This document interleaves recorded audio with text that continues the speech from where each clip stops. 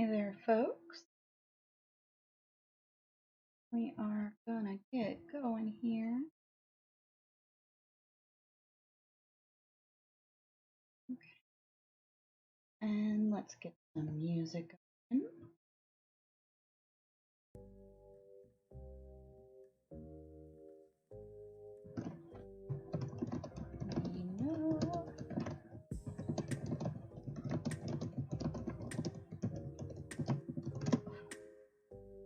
Alright, folks, we are gonna get going.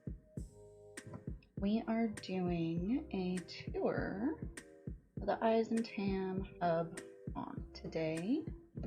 We're going to start off with normal, I believe, and then we'll switch over to survival and see who's hanging out and what's going on around here. Should be able to hear me, should be able to hear the music.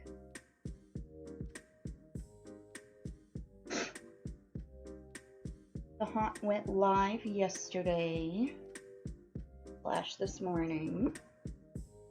We're very excited about it. We're doing a community build feature where everybody's able to come and build their own Halloween haunt bases. And then we are doing a Discord party on the 29th. We're still working on nailing down the exact time though, based on time zones. And what else is going on? We might play some skee ball today. We might do some racing.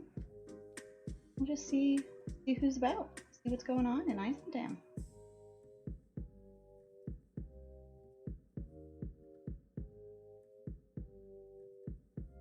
Load screen is taking longer and longer, I feel.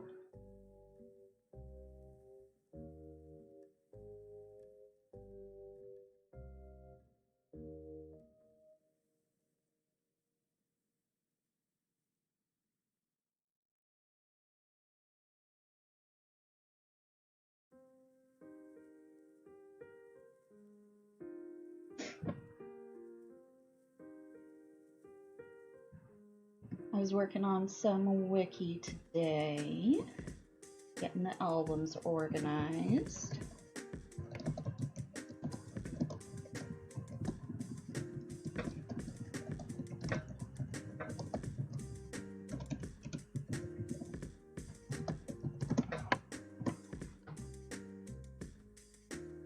Let's see. The wiki albums are a huge initiative I've been working on these days. I think that's one of our most important things we're working on at the moment.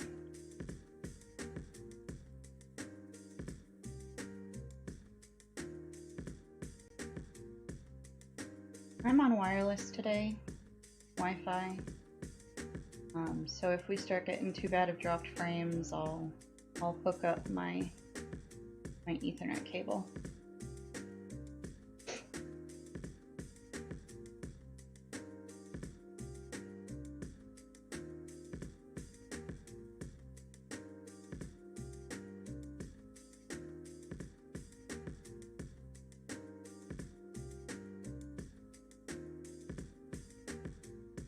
Okay, so we are actually all ready.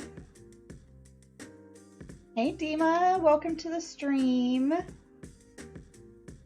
Thank you so much. I'm glad that you are appreciating our work. We've been putting in a lot for this event, and we're really excited to see it go live. So, looks like we've got some people already on the planet. Let's go see who we're gonna run into. Looks like we've got... I can't tell. We'll see when we get closer. So this is the EISHUB Haunt system. We've got 2 different swamp planets. Little known secret, only the people who are in this stream right now know about this. Is this swamp planet right here, Mayhay? This one is going to be our temporary home base until we find the capital system. A little sneak peek for those who are in stream with me. And then we've got a desert. This toxic planet, oh my gosh, this toxic planet is gorgeous. We'll definitely be visiting that one. And then I just took off from the high temperature planet. This is the one that we're doing like a drop course on, because it's got those really tall Needle Peak mountains. And then this one is just a regular shattered planet. Nothing really exciting about that one.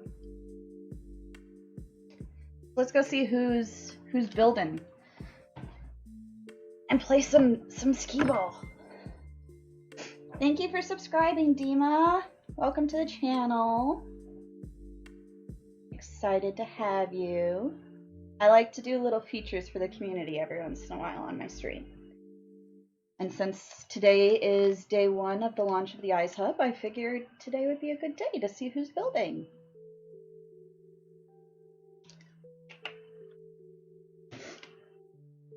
I do a little bit of everything on the stream. We explore around EISHUB. We look for interesting planets. I do a bit of building. Just really whatever calls my fancy. I think this is mine. Yeah, this is mine. This is my normal one. I might give you guys a peek into my normal freighter. It's the one that I actually have pimped out. So I have done nothing to my survival freighter because it's not an S-class. Okay, looks like we've got a Brit Raptor, and I'm assuming Nuki's gonna be in there.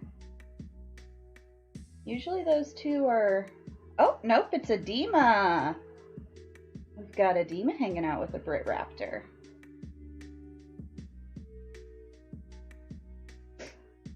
Brit wanted me to do a tour of the base with him in Discord, but I think I'm just gonna do it now. What's that? There is something there that is not loading for me yet.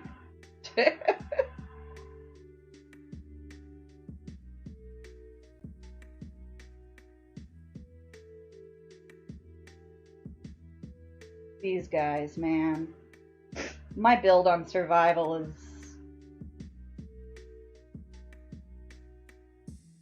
is mediocre in comparison to what these guys have put together.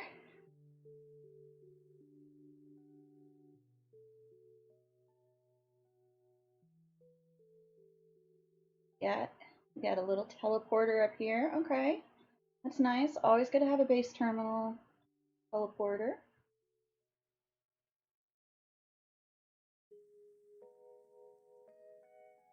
Like a rock. Oh my gosh, that is so awesome.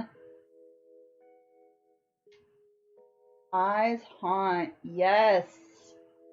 Look at that.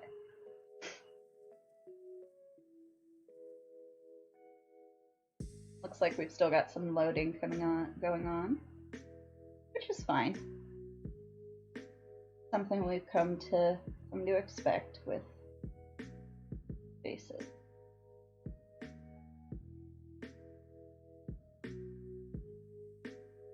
I know they said something about some monsters, so I don't want to miss anything.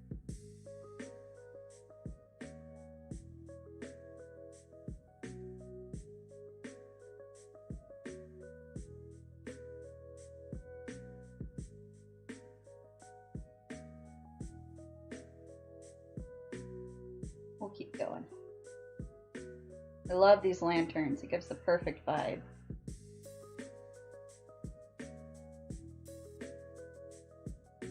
I feel like we should be viewing this at night.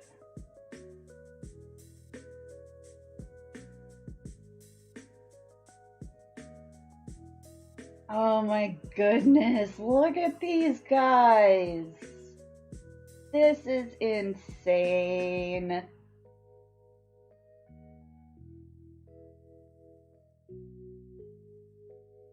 That is so cool. Got a teleporter. I wonder where the teleporter goes. And look at that. They used a signal booster to make it look like it's a laser coming out of the worm.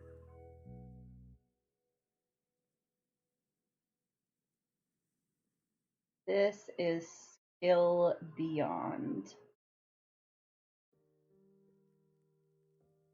Very, very creative work.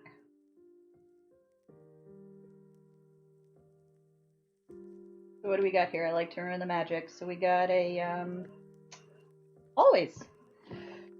They use hallways to create the structure for the worm, and then they use the different plants and quicksilver things. And looks like we've got the different science lights for the face.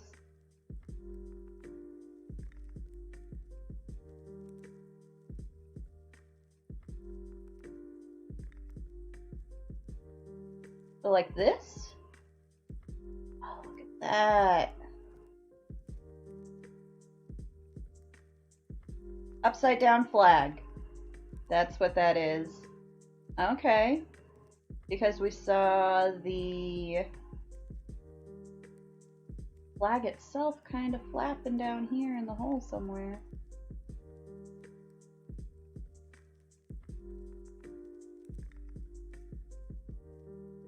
So creative. Look at how perfect that lines up.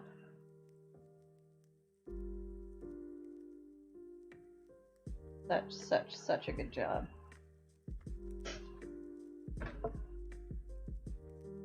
Two teleporters enter one haunt. You have to read it again. I wasn't fast enough. Enter. One haunt receives. Which one should we go? I really like this guy. We're going with this one. I'm going with this one.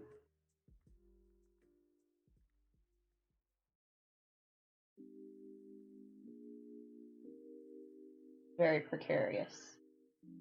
Look at this. Look at how they've staggered it out so it looks like it's just crumbling away.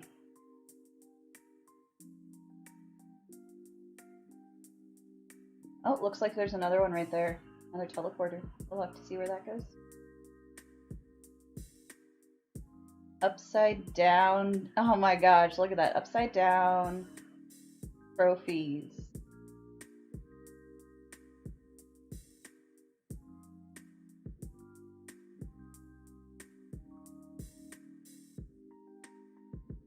This is spectacular.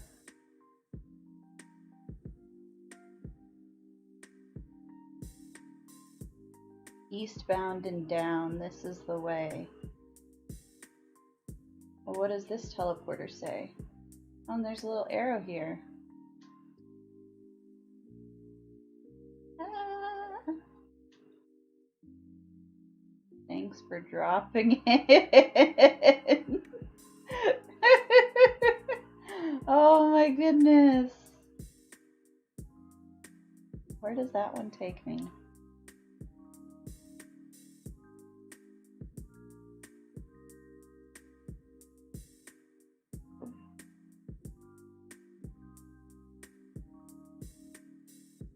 Boo! Oh, hey, Big Pidge! Hey, Big Pidge. We are... Ah! We're falling. We're falling and dying. That's what we're doing. Actually, we're touring the normal EISHUB Haunt base. And I got trapped. And they wrote inside the trap. I love it. Oh my gosh, Brit Rafter and Nuki, you guys blow my mind.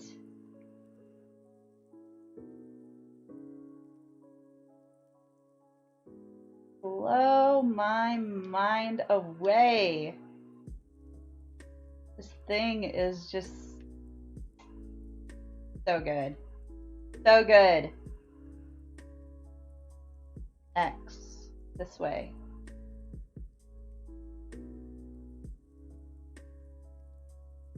This base is freaking amazing, isn't it? Oh my gosh. I am blown away. Who's that? Who's that? Fruit Raptor. Guys, that's the man. That's the man. Right there. And Nuki. Nuki helped a bunch with it too. These two together are just spectacular. Look at this! The stools are the freaking coral! They made bar stools out of coral. The details like that is just the amount of work they had to do to get those bar stools in. I guarantee you was a lot. Just for these bar stools. Because they're upside down. Well, I mean, the whole base is upside down. I don't know if you guys noticed. The whole base is upside down. By the way, guys.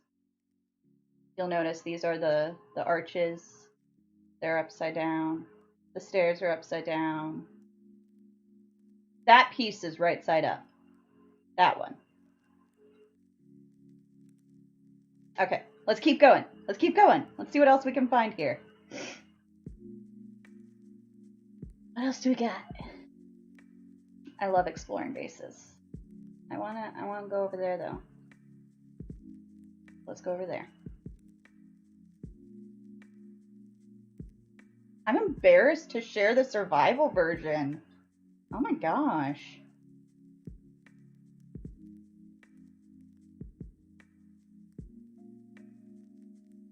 Looks like the trophy room. Gotta represent Galactic Hub Project. Okay, we're just gonna pop on up out here. See where I am. Okay, so we're up inside this tower right now. Been down there.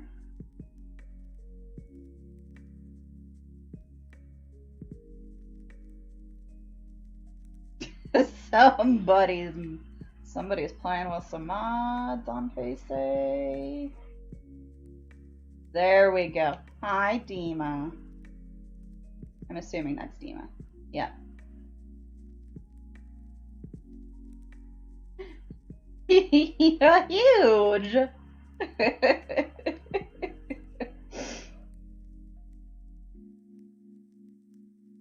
Okay, so I don't know. We haven't checked out all these teleporters, so let's go check out some more teleporters. Where does this one take me? Whoa. This will literally take me inside of... No, it almost does. It makes it seem like... Wait, am I inside of... What? What? No. Wah!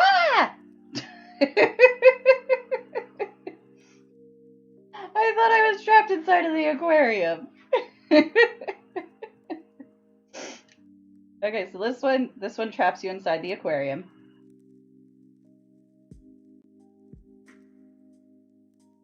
Where does this one go? This one... Oh, this one takes us back to the platform here. Okay. And then where does the center one take us? Whoa. Whoa! This is new. We're in a cave. We're in a bloody cave. Okay. I have a cave. A cave on survival too.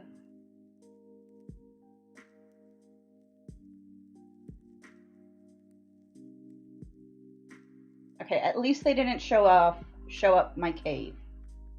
I'm proud of my cave. But this is great.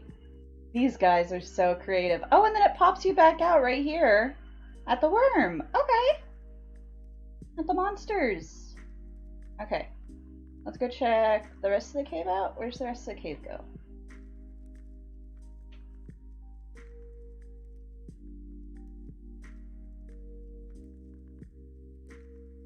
I love how their tree roots come down into the cave. That's awesome. Nice use of the trophies.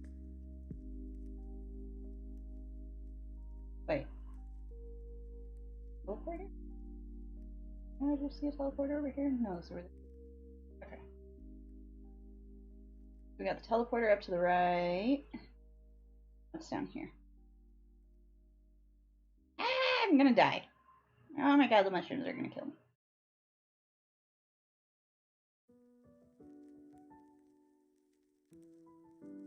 Very cool. So it's like the little treasure chest at the end.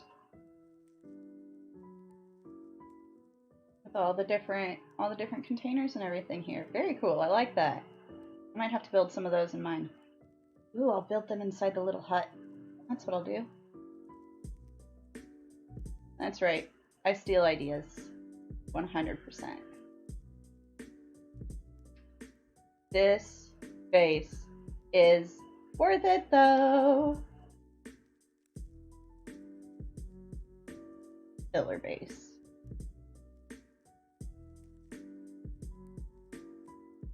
Let's see, is there anything we haven't seen yet? I don't think so. I think we saw everything. Can I get onto the roof? I always like getting onto the roof.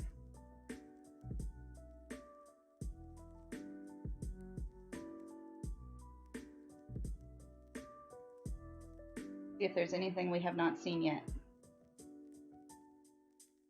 I don't think I've seen that. What's that? We need to go down there. Which way was that? I'm not sure which way that was. Not that one. That. What is that?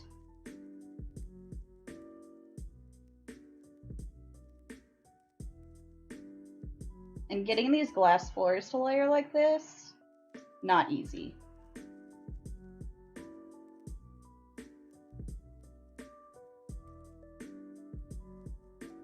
And I'm 90% sure that Brit didn't use a mod for this base. Stairway to Hauntin'. I'm guessing this one takes you up there. Let's see. Oh, I can't get in. I guess I'm not allowed in.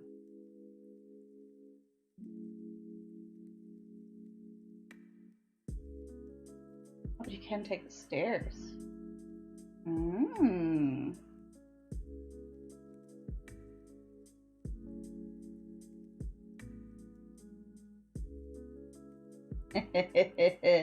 You ready?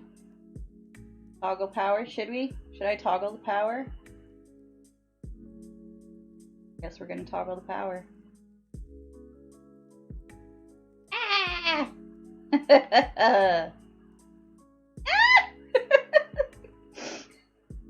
Oh goodness.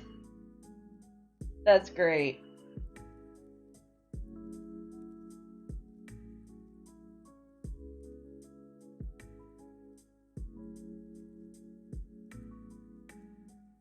What's over here?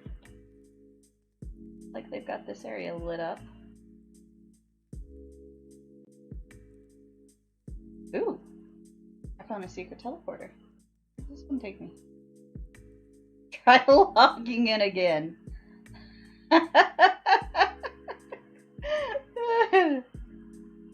They literally have misdirect teleporters.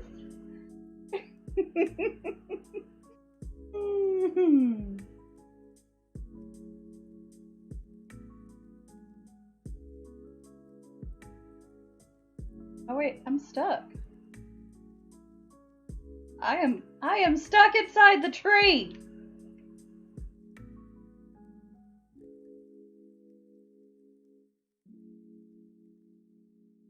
Brit Raptor. Brit Raptor. We might have a problem. There we go. Okay. That's great. I love it.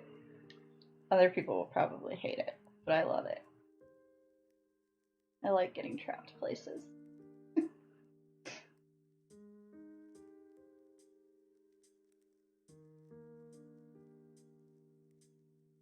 Okay, so one of them takes you to this platform, and then the other monster takes you to that other platform that's like crumbling apart.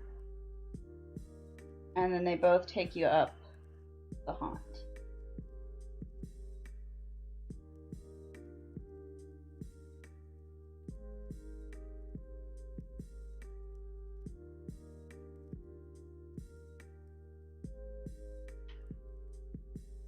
Let's see what's up top here.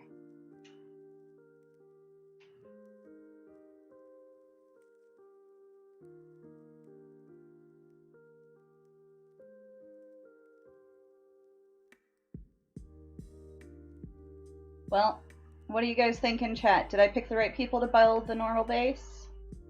Did I do a good job? I think I did a good job for normal. Got some good people. Got some great builders. Did an amazing job. Very, very happy with the outcome.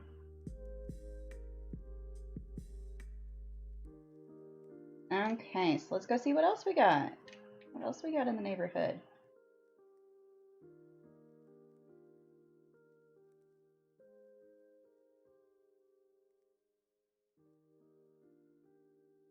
Let's go check out. It's still early. The haunt just opened yesterday, so I don't expect everybody to have full bases built. These guys have been working on building this base for weeks. Like 3 weeks now, I think. They've been putting time in. Bye, skee ball. Okay, let's go play some skee ball.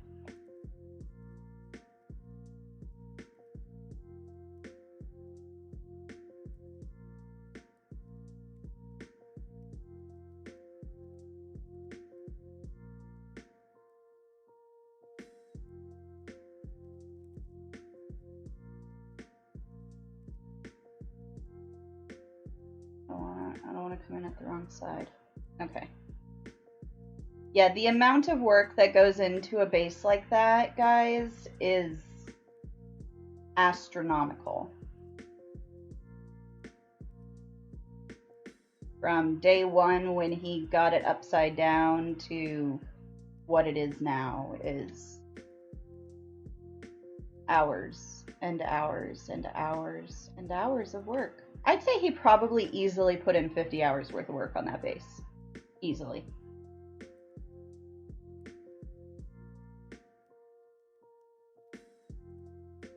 Okay, so now we got some skee ball. It's loading in. There's a lot. Let's see if we can get some help.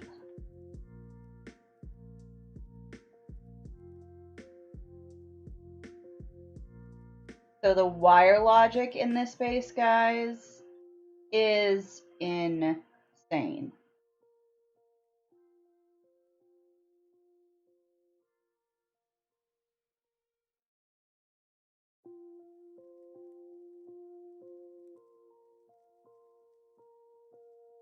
The little tips for helping things render.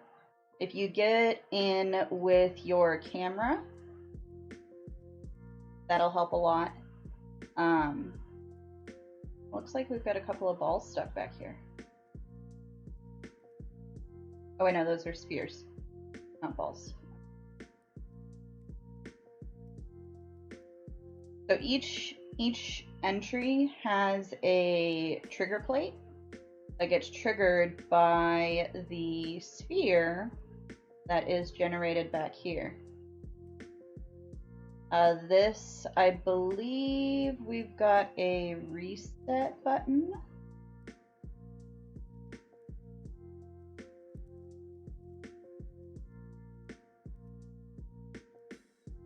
Depending on which version of the game you want to play.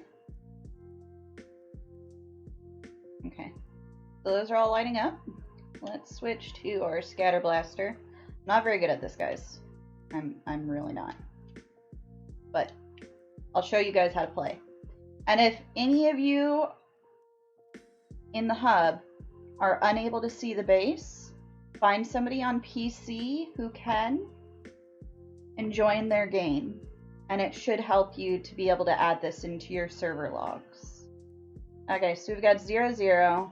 Let's see if I can score a point on the first try. I probably won't, but we're going to try. Whoa! Nope. Way off. Way off.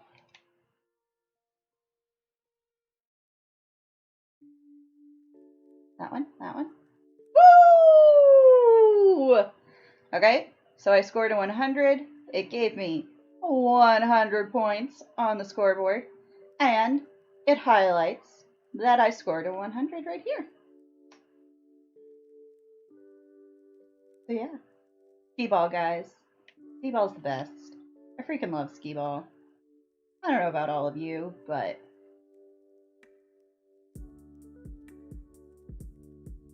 skee-ball's amazing.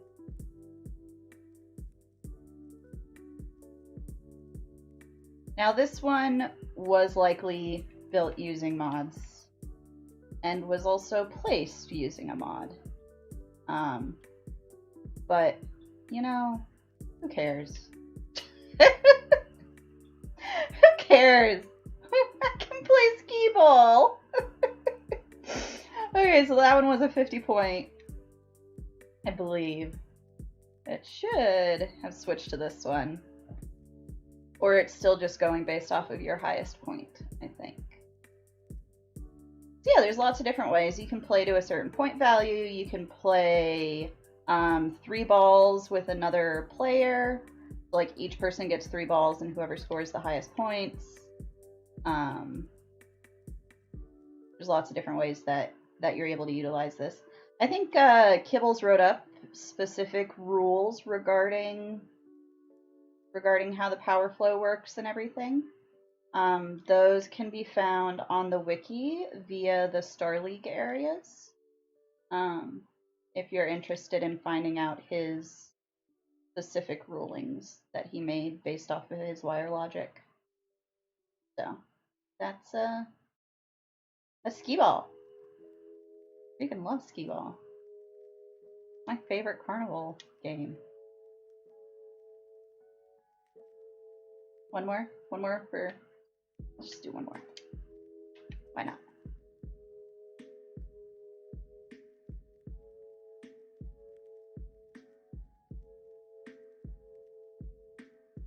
Okay, that was terrible. We're gonna go again. I really want to score one more point.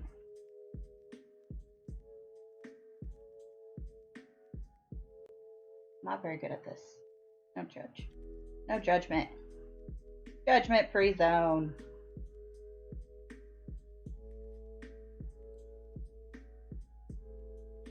That one? No, too far.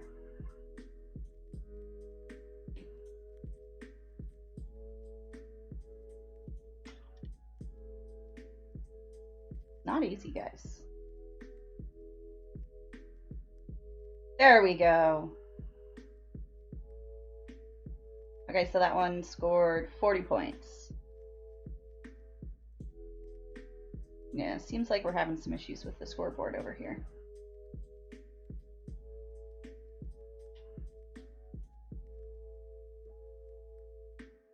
We'll do a reset.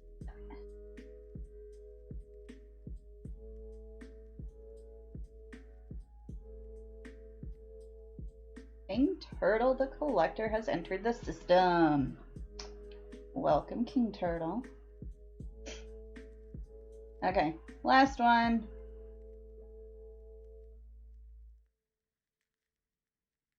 And she scores!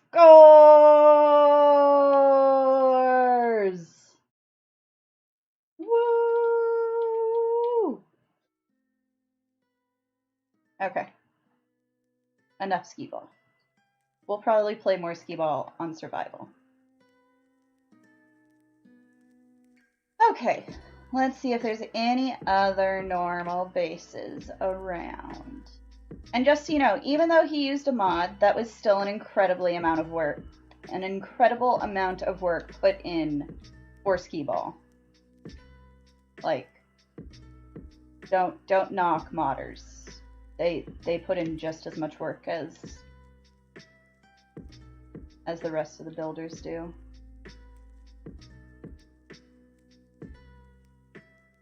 Sorry, I haven't scanned animals on my normal save yet. Okay.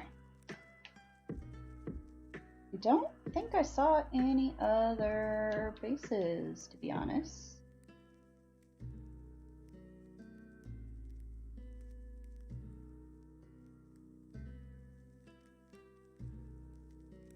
Let's say hi to King Turtle.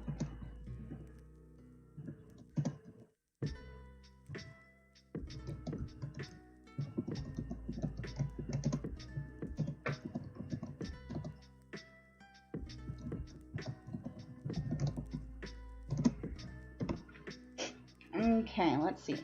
Any other bases? Any other bases? We went to that one?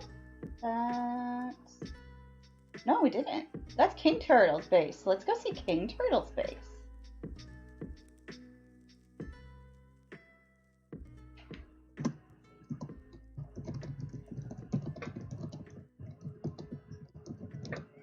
EISHUB Discord.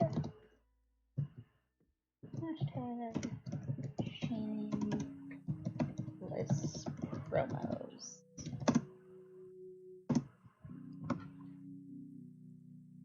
Okay, let's go check out King Turtle's base.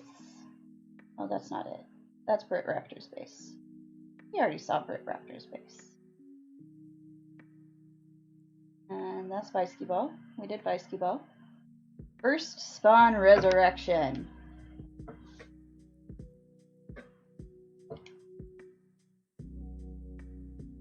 Okay. Go check out King Turtle. King Turtle's base.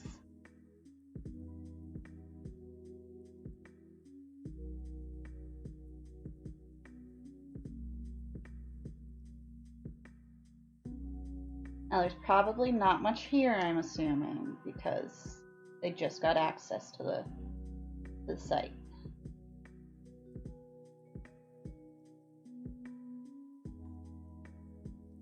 Like they are actively building.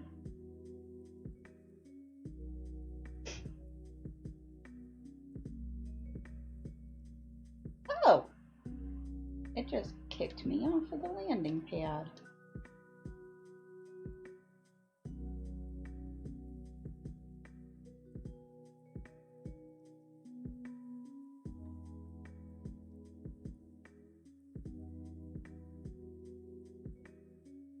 Let's see what King Turtle's doing. Saw something over here that I wanna peek at. Oh, he's got an ancient ruin down here. Very cool. I love it when people utilize the existing buildings and stuff for their bases and like pick really interesting locations for their base computers. It always shows you that they put in a little extra thought. Now, whether they did it on purpose or not is a different story. But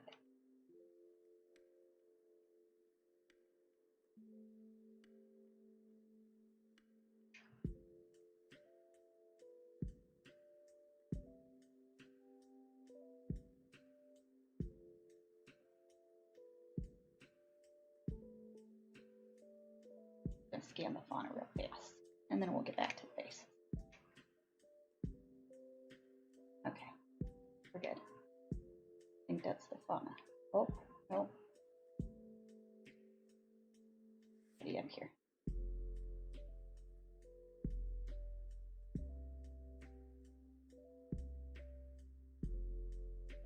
I'm really considering installing the jump boots back onto my survival save. They're really helpful for getting up and down the freaking mountains.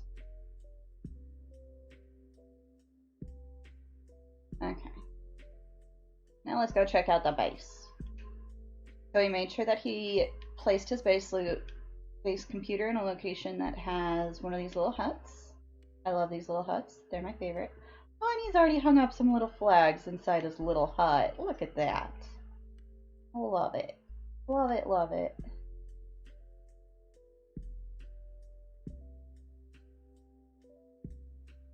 Got something interesting going here. Excited to see what this becomes. Anytime you see people playing with the pyramids and the pipes and stuff, you know something interesting is going on. That's the only time anybody uses those, is when they're doing something fun. Makes me wonder what he's doing with these here. I wonder if that's how he's placing his landing pads, is using those.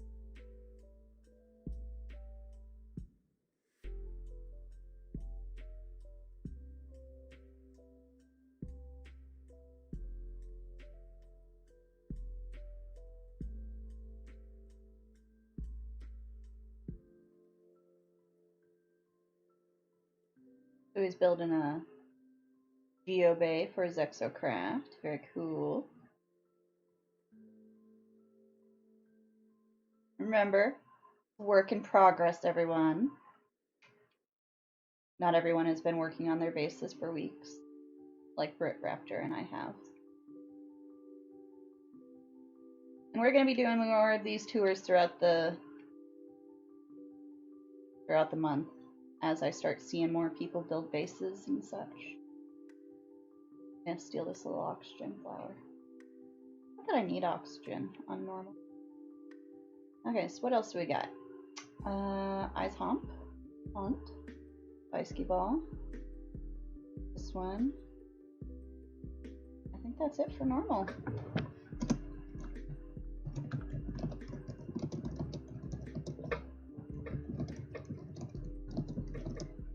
With here.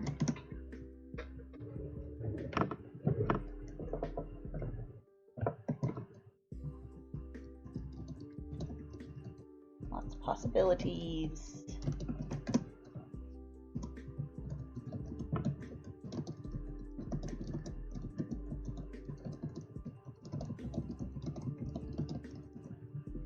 Okay, just telling King Turtle to keep up the hard work. And we're going to go. So King Turtle says that they've got a story and everything planned. They're just trying to figure out how to get the message modules going.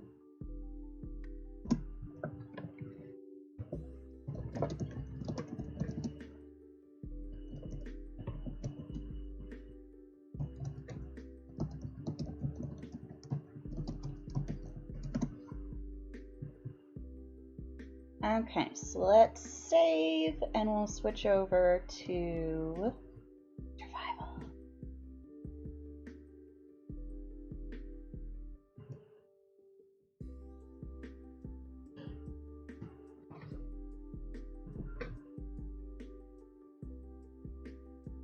Play game. So one of the biggest key features for me for the EISHUB Haunt was that I wanted it available and entertaining for both normal players and survival players. Because EISHUB has a much higher population of survival players than the regular hub does. The reason being is because those of us that play survival, well, we want our perfect paradise too, and finding the perfect paradise is much easier when you're searching for it in EISHUB than in any other galaxy because of the increased paradise chances. So, but I think that they've been playing around with that. I think swamps count as the increased paradise chance, which I don't know how I feel about.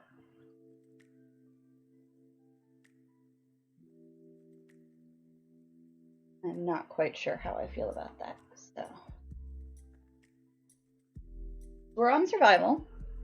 I need to find my way to a teleporter and not get caught in the superheated rainstorm. And apparently charge my launch thrusters. I obviously did not leave my survival save in a spot that was ready for it. Oh, look at that. We've got a perfectly divided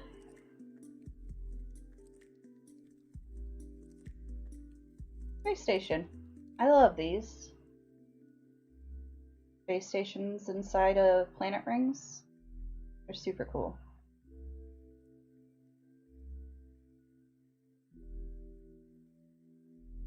If we can figure out how to get in.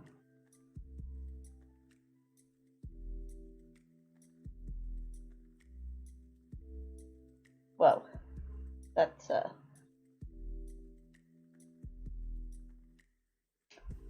definitely divided by the rings.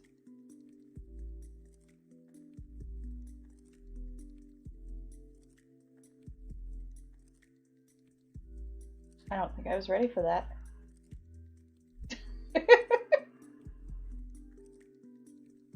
Interesting.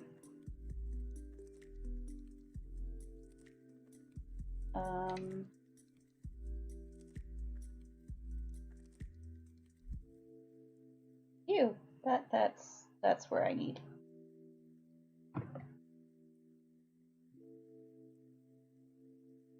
I finally went through my bases post Origins. Narrowed it down a bit. Went from like 20 to... Yeah! It's a space station that's being intersected by a planet's rings.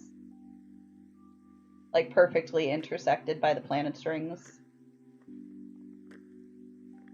I wonder if I actually go back into this side room if it will switch to not foggy. No. Okay. Even worse, actually. At least in here I can see the floor.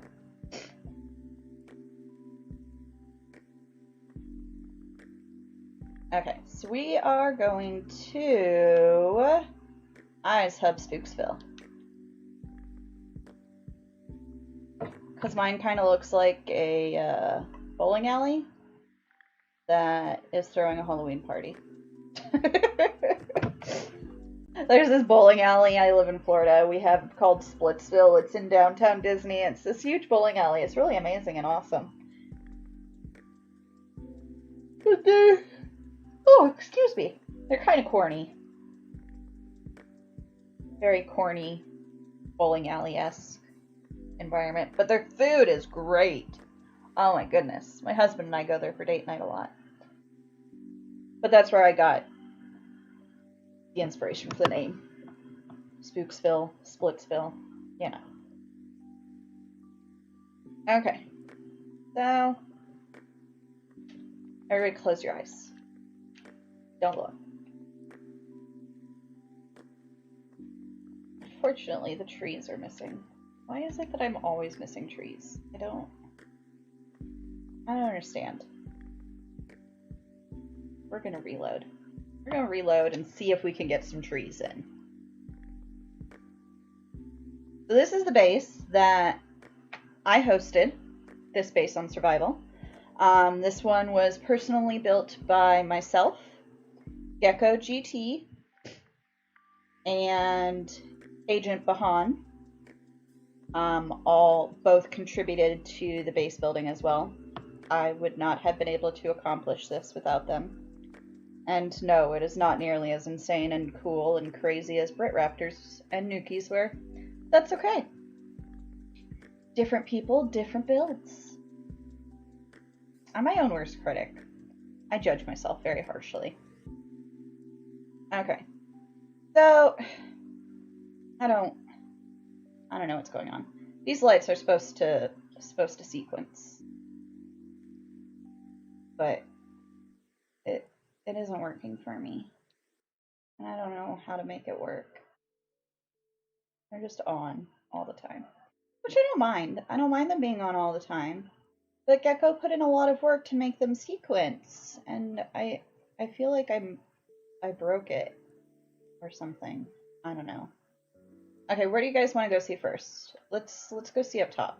We'll go see the Spooky Cave last. So I've got my bridges. I love my bridges.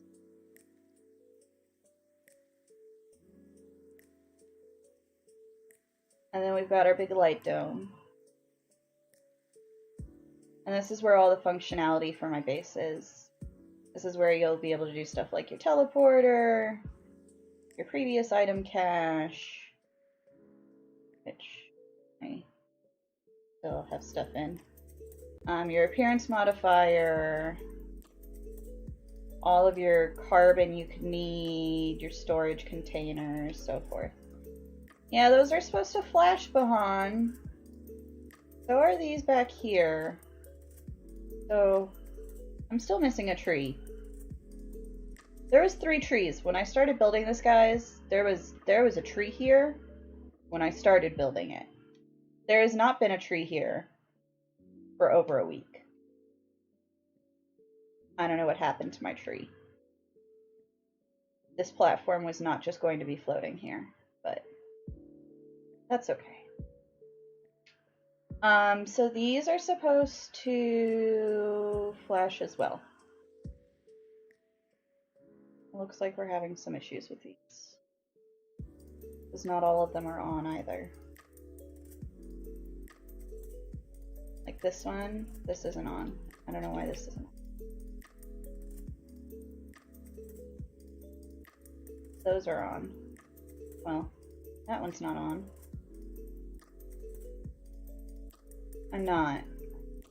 I'm really not going senile. I streamed it. The first day I was building, I streamed it. So it's on video that there was a tree here. It's just not here anymore. Yeah, something's going on with the lights. I don't know what's going on with the lights. I honestly have no clue. But that's okay. There's lights. There's mushrooms.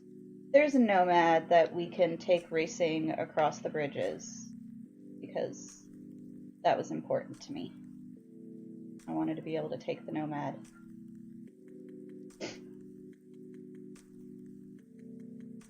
Around. What you can do. Whee! Okay, let's go check out the spooky cave. Oh, the survival bases are, the survival landing pads are all built so that way you can take awesome selfies with them.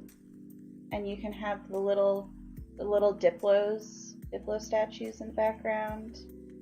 The awesome selfies with your ship and the Diplo statues. Yeah, it was very photocentric on this build. This build is all about taking cool photos. Pretty much. I mean, that's kind of how all my builds are. Is I just want people to be able to take photos. Oh, let's use this trade terminal. Ah!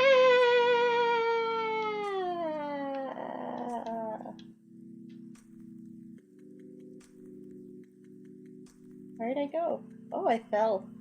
I fell down a very deep dark hole. This is where Agent Bahan's work came in. Got ourselves a nice little stroby spooky cave. Certain parts are blocked off. Except for this. This I kept because I really like this resource deposit. I think it's super cool. Random little feature. Let's go this way first. Pretty sure this is the dead end. Yep, dead end.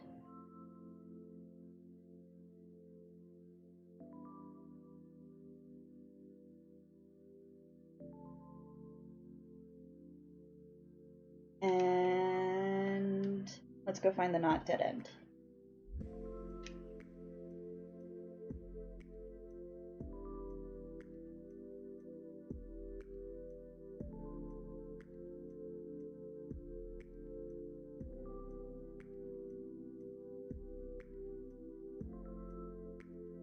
We had a lot of fun getting all these lights up and figuring out how to do them.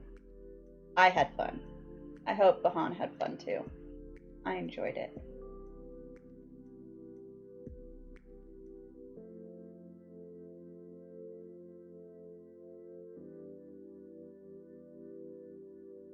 we've got a nice little sidewalk coming on down to our teleporter, and then our teleporter goes into here. And this is where I was going to build some extra little... Let me in. Thank you. Build some little goodies in here.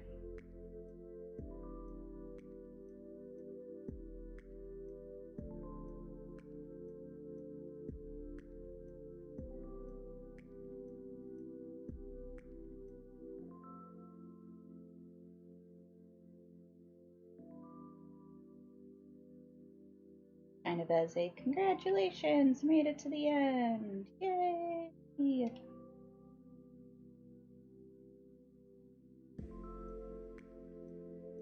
There's a little treasure trove for reaching the end of the cave. Perfect.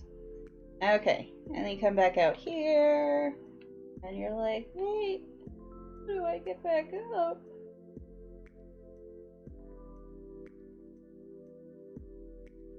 But I did take into consideration people who may not have upgraded jetpacks, because not everybody has upgraded jetpacks and can fly up to the moon. But everybody can climb a ladder.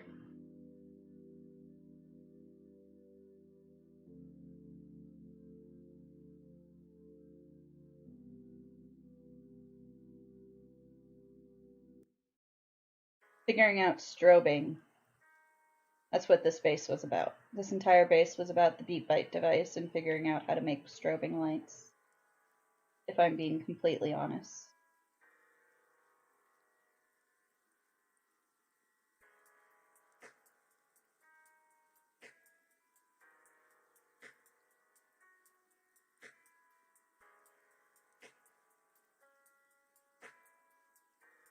I feel like my jetpack is going down.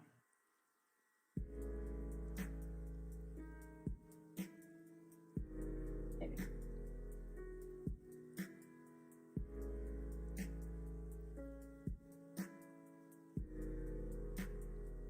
Okay, let's go see what else we can find on survival mode. Where's my ship? There's my ship.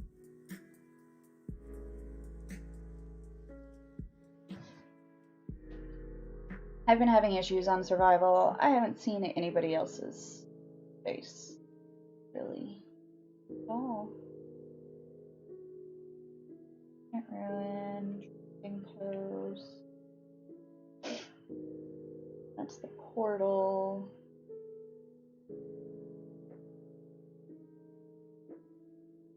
Yeah, so like Kibble's base is supposed to be here. Well, Corvus's iteration of Kibble's base is supposed to be here. And so is the racetrack on survival. But I don't see either of those. And Corvus and I are both on PC, so there's no reason why we shouldn't both have it. Gizmos. Wait, what was that? This one might be the racetrack, actually. Ooh, this is the racetrack! Gizmo Legacy of Hoth Speedway. Okay, we're gonna go do some racing on survival. I haven't checked out this base yet, since it was built. It was just built like yesterday, or the day before, I think. Well, I say built, I mean built very loosely.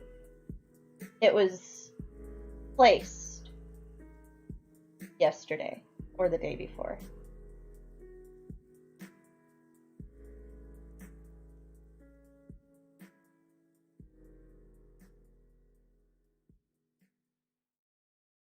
Me neither, Golo. I am excited to see the racetrack.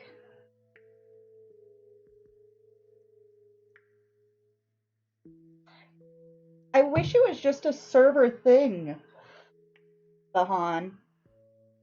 But literally, 3 days ago, on that planet,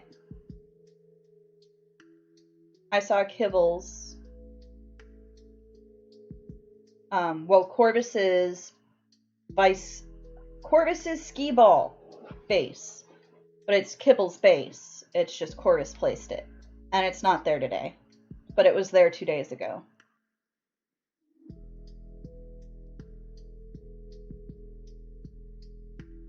I don't know what this marker is. Let's see what this marker is first.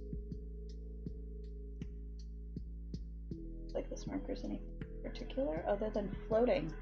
That marker is floating. Okay. Let's go check out the base. Land. Land.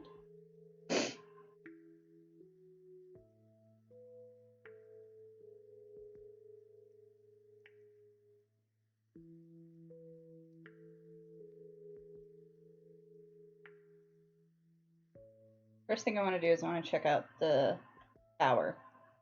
Built by Gizmo Khan. So Gizmo is a Star League member. He's one of the guys who does a lot of the racing and stuff. Different types of bases for Star League events. And Star League is our multiplayer event venture.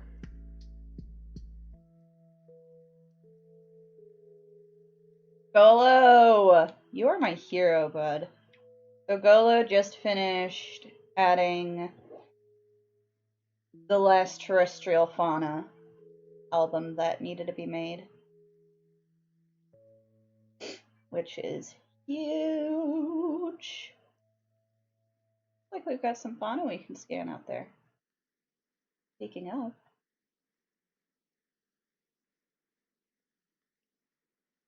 I want to race. Let's race. Okay. Let's see. What does this say? Pilgrim intermediate 13 seconds. Okay. So that means that a medium upgraded nomad should... Whoa. I did not want to do that. It take 13 seconds to do the track.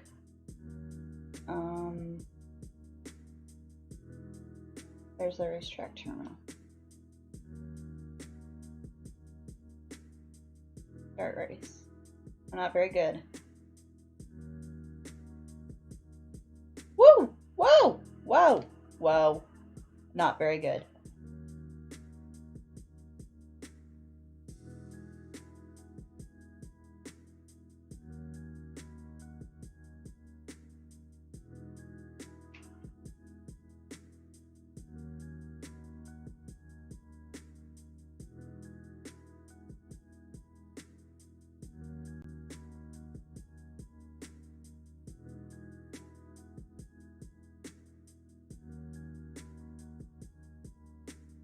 Wow, that's bad. 35 seconds. Oh, goodness.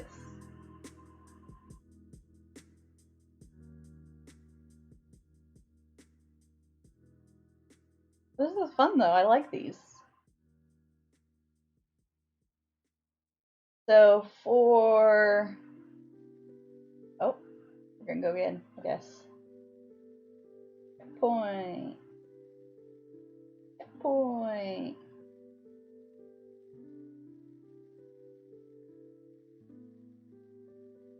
So for the Winter Wonderland, I want to do something just like this.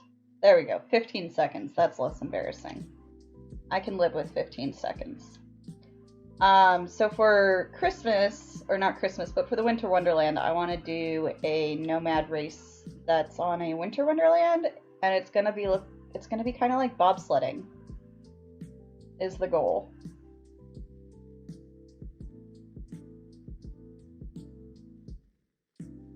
Oh, I did that on my Nomad. Why did it do it on my Nomad?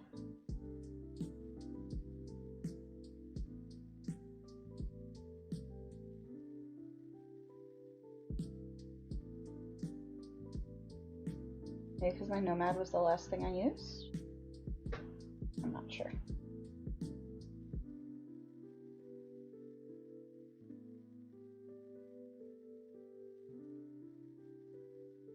I don't know which way is up.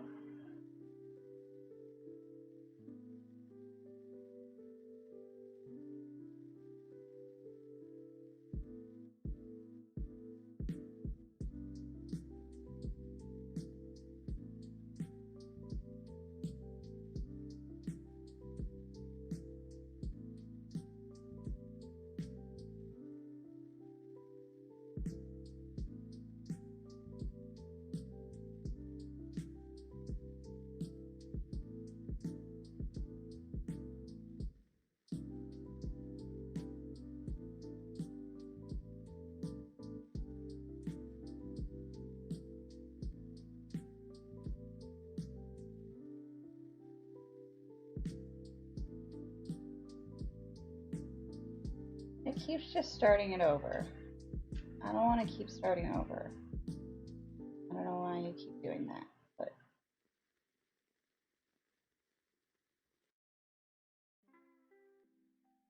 Okay, so let's do a little bit of tour of this toxic place outside of the base, because this toxic planet is beautiful. It's beautiful, guys. I'm very happy with this toxic planet. I'm very happy with toxic planets in general. Let's be real here.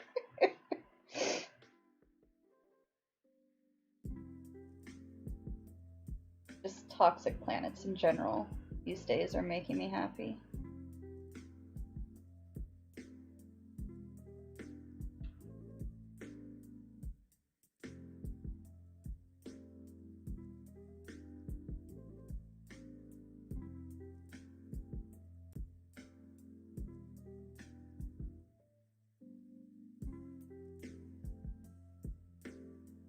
Like, it's just so pretty.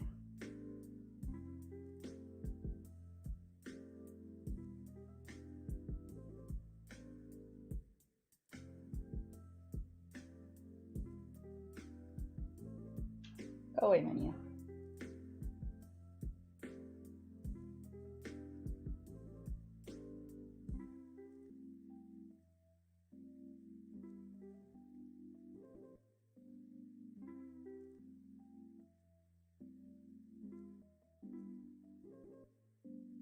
Very cool base. I'm glad we got a racetrack for survival. It almost didn't happen. Almost.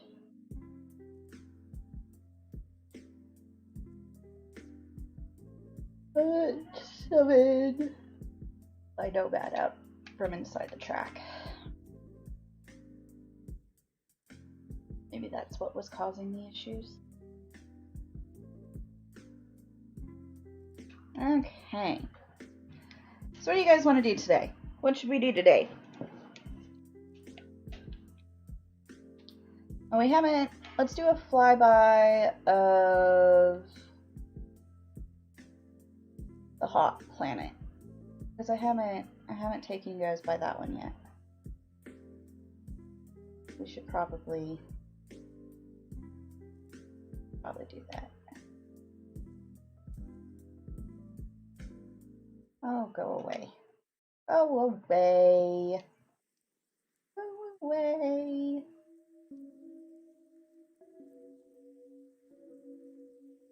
Building. El Capo is building his Temple of Doom.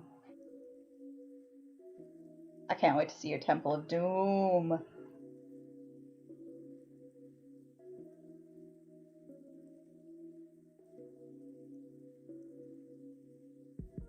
Okay, I've got 1 minute and 30 seconds for this warp. So I will be right back, folks. Give me 2 seconds.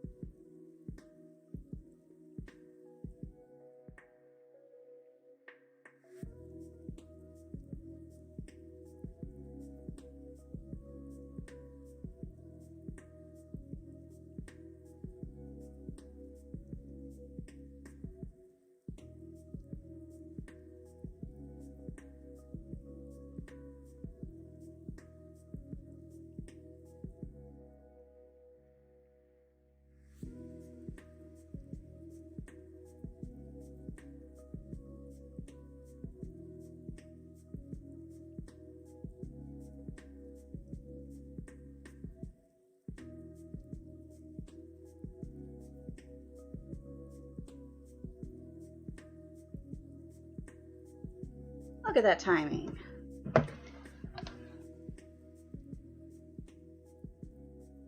So this planet, we're going to have some sort of jump course on.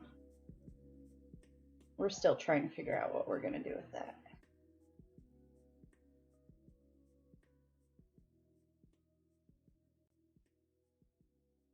But it's got some beautiful mountains.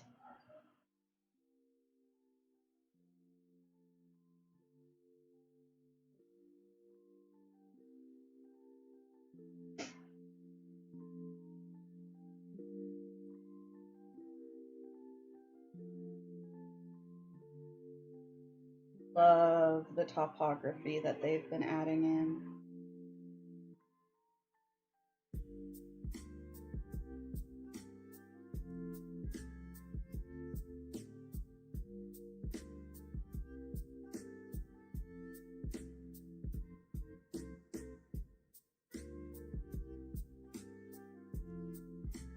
So let's see.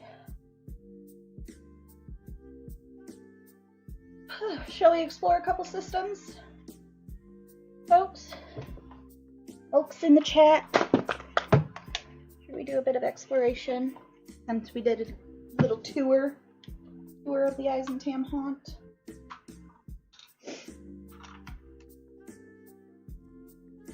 I'm feeling a Diplo search. I haven't found any Diplos in a little bit.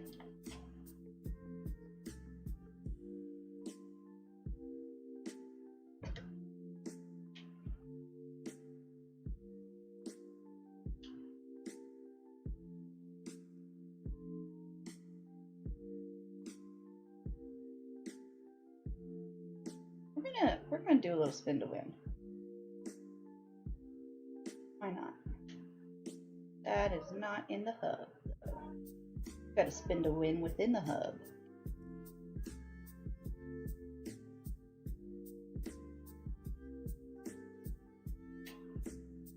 Rawala!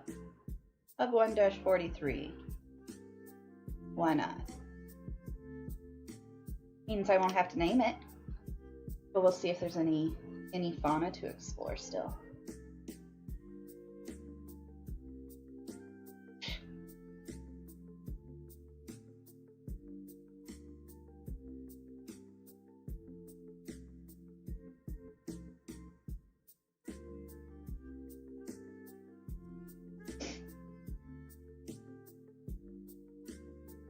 Golo, I cannot tell you enough how amazing your help has been with the wiki. I have no words.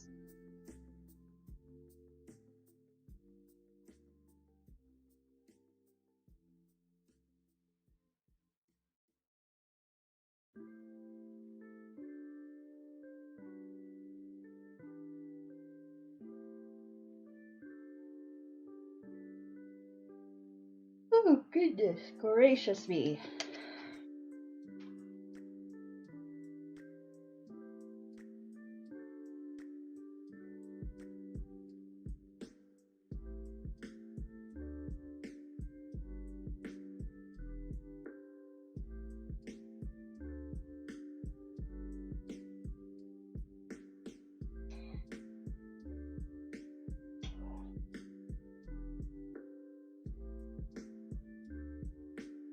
Oh, what kind of mountain plateau is that? In the north. Do I need to be in for you? Or for you? No. What is this rock formation? We're gonna go check out this rock. Mountain. Wow, this is so cool. I didn't even. Look at it's like stepes. Oh, it's got one platform and then it's got a higher platform above it. Oh my goodness, that's so cool.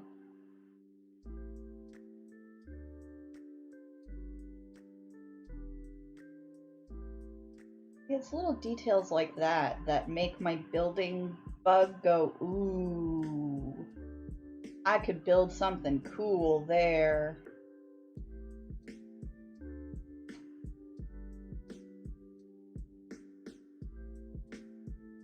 This would be really cool. Look, they're all over the place too. That's awesome. Okay, enough with the cool topography. Let's go check out the fauna. So little bit of info. I don't know if anybody in the chat is aware of this, but there are actually systems within each region that you're able to use to chart the stars in the sky based off of systems and stars that are close to that system you're in. Like, those stars should correspond with the actual Rawala region, if that makes sense. And there's actually a wiki project through the hub that is trying to locate these to be able to utilize them for region mapping and such. Interesting little bits of information that I picked up this week that I didn't even know was a thing. Have any fauna? I thought the stars were just stars, like random points in the sky. It does. Golo. Blows my mind. It's on the wiki. If you're interested in it, I can try to find the link for it again, but it's one of the Galactic Hub projects that's being run by 710. That is one of the lesser known projects that I think once things slow down in Eisentam, it's definitely something that I'm going to be looking for and looking to chart in Eisentam. Because there are certain, like, systems where, like, if you've ever seen, like, a line of stars, but there's no other stars nearby, supposedly, if you go into one of those systems, you'll be able to see the other stars in the line from the system planets. So, yeah, it's definitely very detailed. And, like, the further out on the outside of the galaxy you get, the less stars you have in the night sky as well. So yeah, there's a bunch of little tidbits like that that people don't even realize. People don't even realize are a thing. Okay, I'm not going to scan you because I need to find your other gender.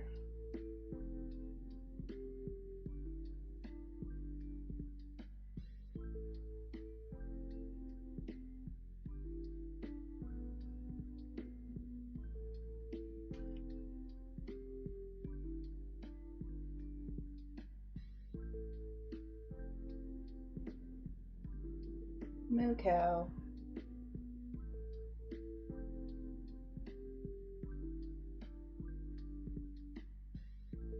Red dot. I need another red dot because I want to find a gender. That floating boss. Oh, it's mostly diurnal, that's why it's not popping up. Okay. And then we're still missing 2 skies that are also diurnal. It's midnight. Oh, that's like a 4-minute wait.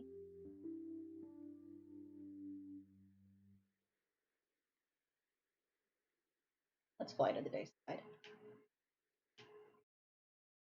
We're not going to wait 4 minutes. So yeah, there's all kinds of detail in the game that people don't even notice. Such as the stars in the night sky.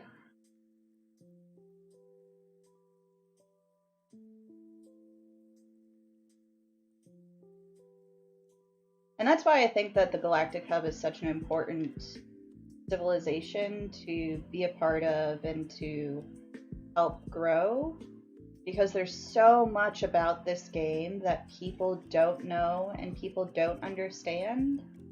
And the hub really is all about documenting all of those little quirks and, for a lack of better term, Easter eggs within the game that you don't find every day and that you don't notice as part of the game. I really love that these plateaus are not just plateaus now. Like, they actually have levels. That's huge. I remember back before Origins, plateaus were just single leveled plateaus.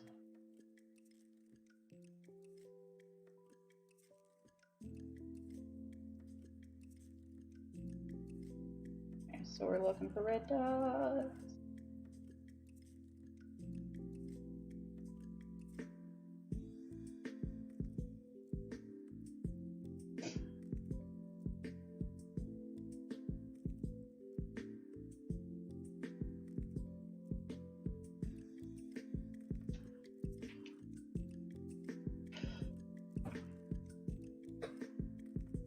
They really stepped up their game with the terrain generation. There's several fauna hunters who are not super pleased with it. El Capo.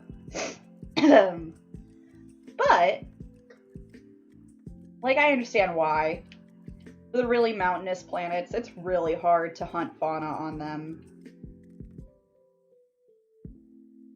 But I think that's just part of it. Like, it's just part of the game, part of what you play for. They're a really pretty boss. I really like this boss. Frills are very vibrant.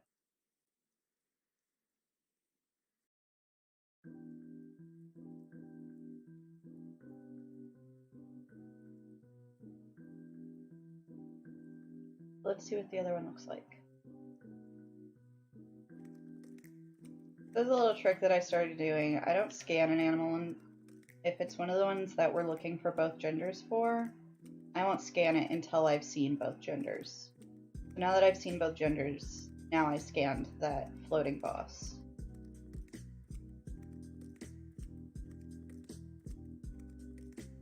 Now we're looking for birds. Need 2 birds.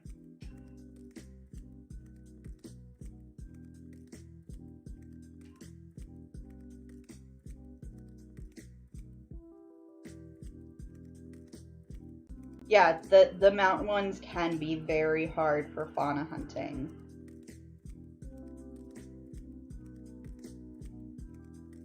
Golo. That is true. Like, I get it. I do. I get it. But I'd rather have crazy terrain variation and have difficulties finding fauna than have all these flat planets that are just boring as all get out.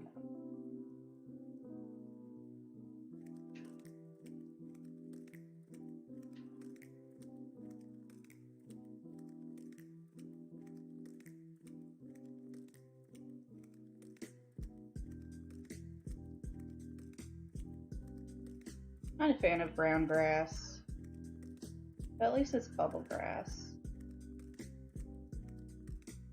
And I see no birds.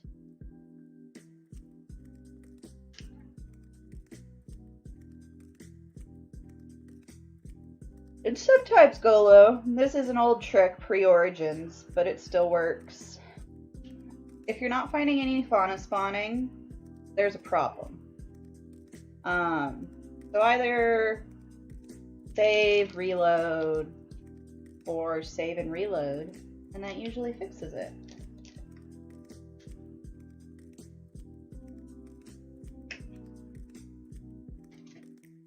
It was really bad pre-Origins. I would have to reload like every 2 minutes.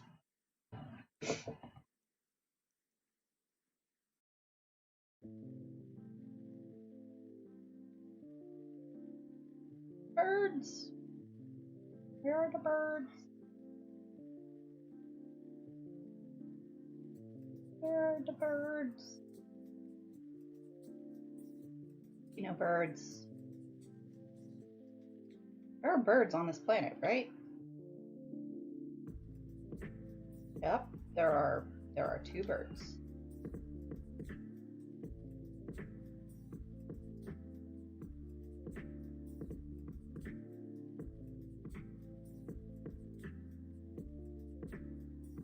We got ground fauna. I think I'm gonna take a picture of this boss. I don't know if I'm actually gonna put it into an album. It's really pretty. But I'm not going to put it into an album. I'm just going to take a picture of it. Boop.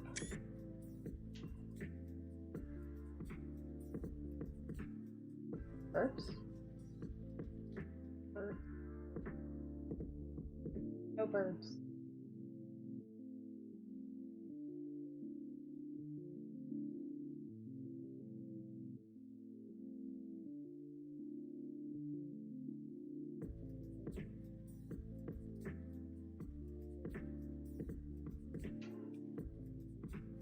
It always surprises me when I struggle to find the birds.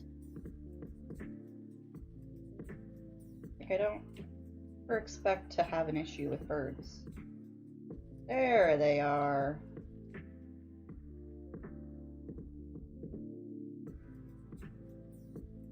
One more.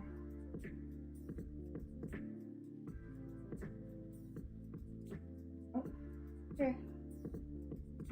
Still missing one more bird.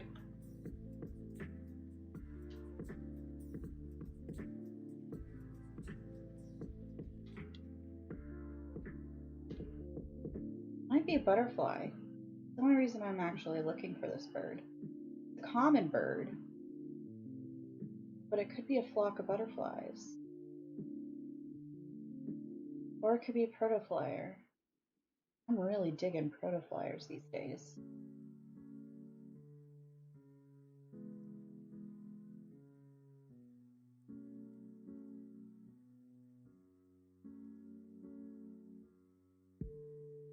I guess I'm just not used to the ground fauna all being found before I find the bird fauna.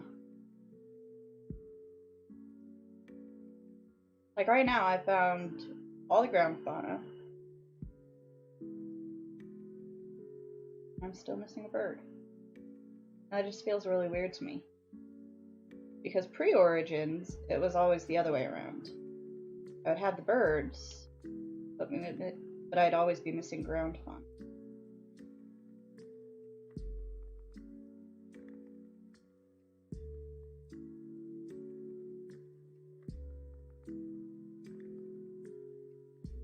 But I always find the birds.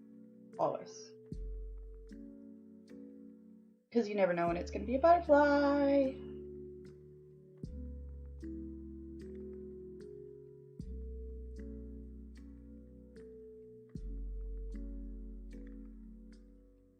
Okay. We got a bat. And another little bat. He's a cute little bat. I like the big-eared bats. Big nose.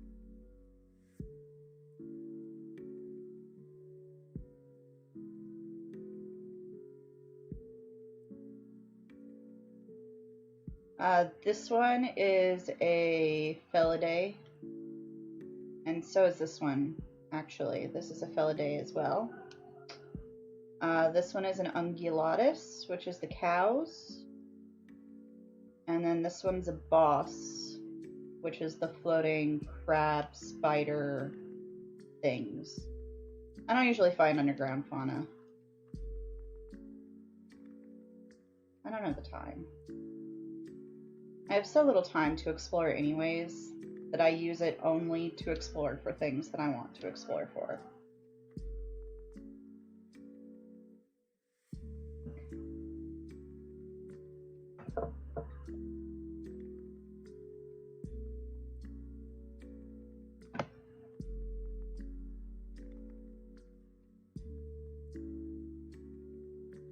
This one I think I need to land in the north for.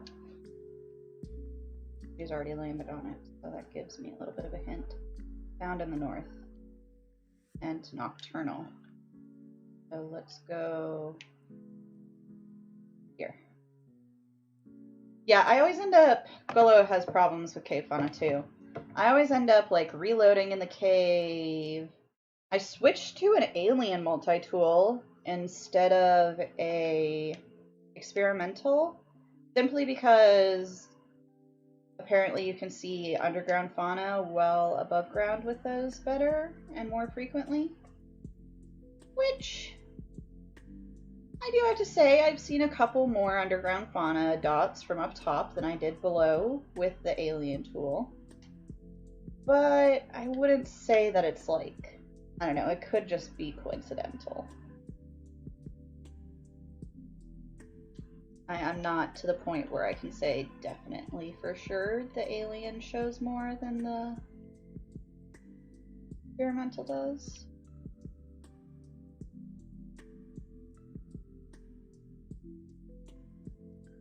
We got a Protospheridae. Protospheridae.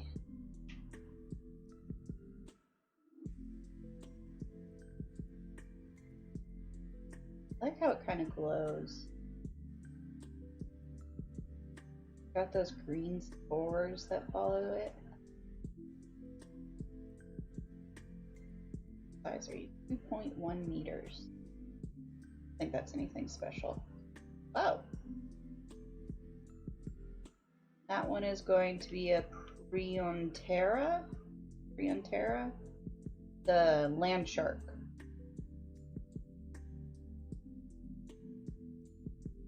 I think I have this one specifically categorized as an armored squid or a squid sled.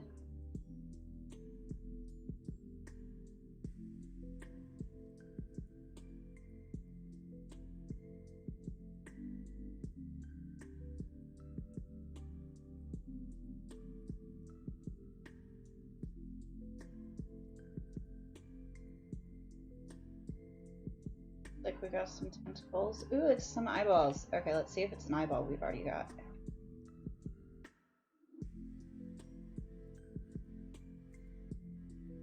Because these I do try to track.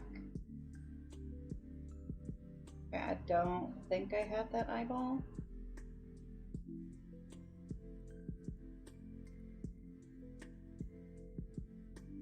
I think that's a different eyeball.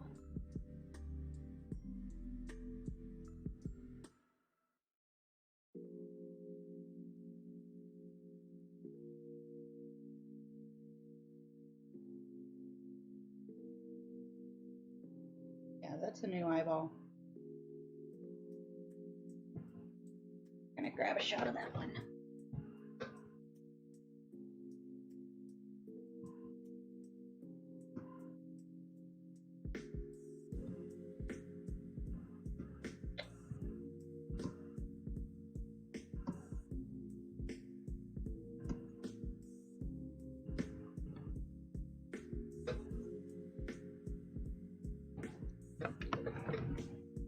I don't know why it goes black. It's kind of frustrating. But save.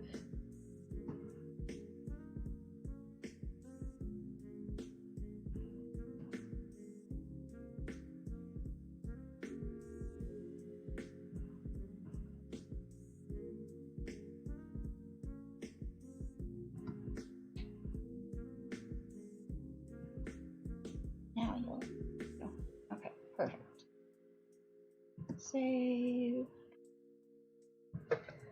Okay, this is a proto digger, which is a Protoptera.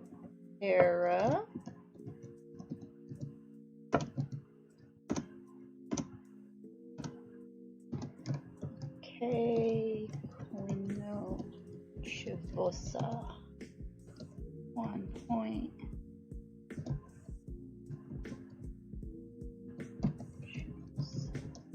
1.7 meters, rare ground.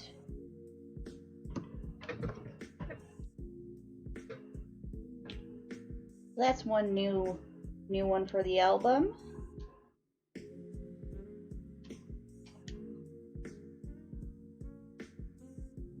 What else?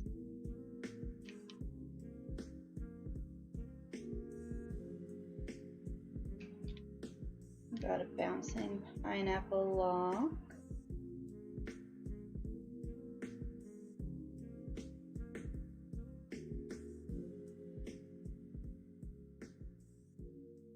This one looks like. What's a pretty flower?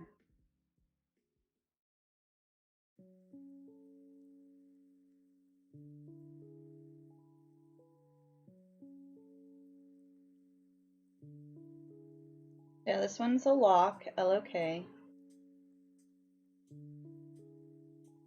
Specifically a pineapple lock.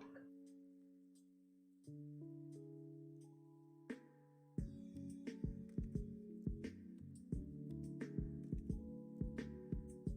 think we got some birds.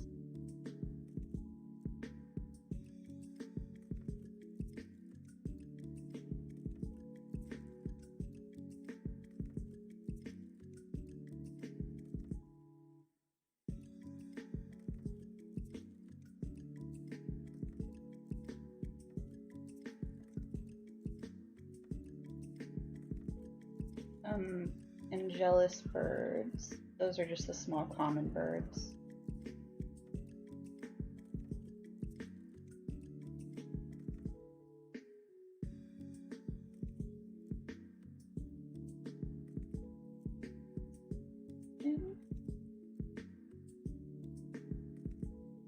In the north. We are on the wrong side of the planet.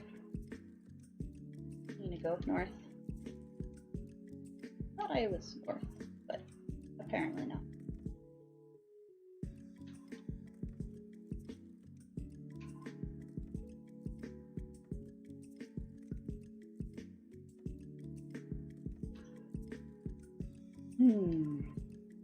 So this planet, not a fan of.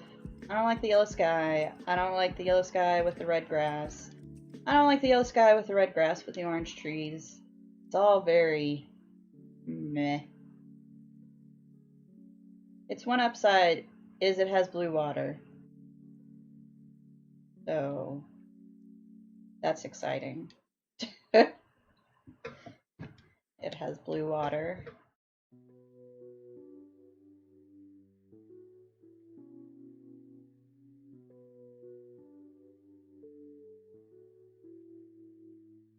It's always sad when you find planets that you can't really find anything you like about them.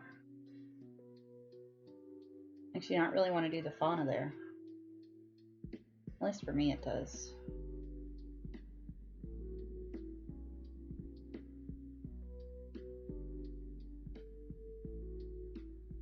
That's why I live in Eisentown, though.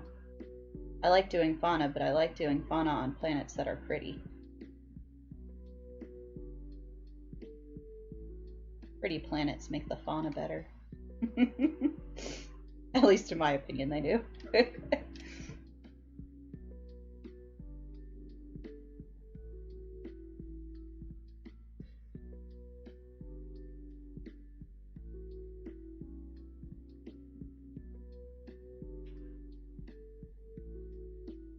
any fauna.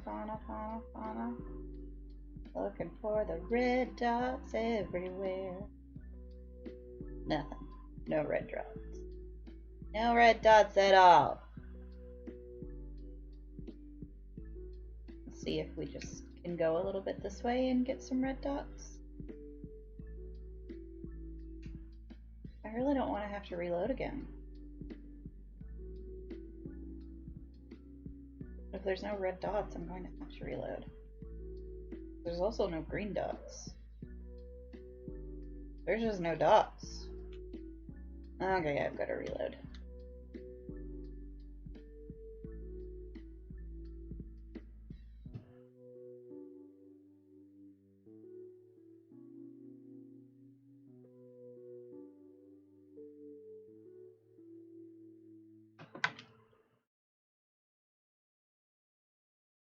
My dropped frames aren't too bad this time.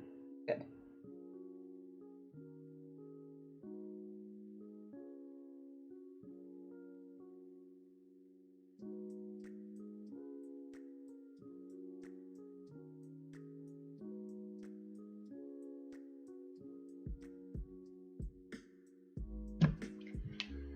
Okay, red dots or green dots? Any dots. I'll just be happy with dots.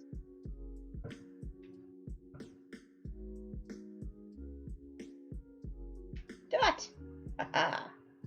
We have fauna.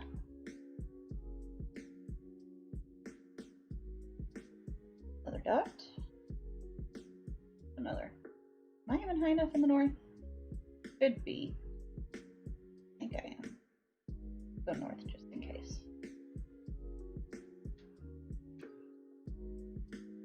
this be what I'm looking for?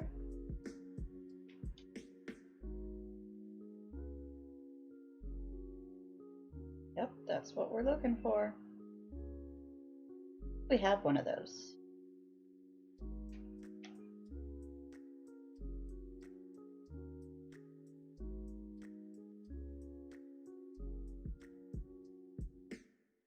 I'm like 90% sure we have one of these. It's like the conch shells. That's what they remind me of. Conch shells. They're kind of like that pinkish pearlescent on the inside with the shell on the outside. Yeah. I think that's all we were missing. Because again, I only do ground and flying. They're really bad, don't judge me. All I care about are diplos and butterflies. Okay, and flying beetles. I like those too.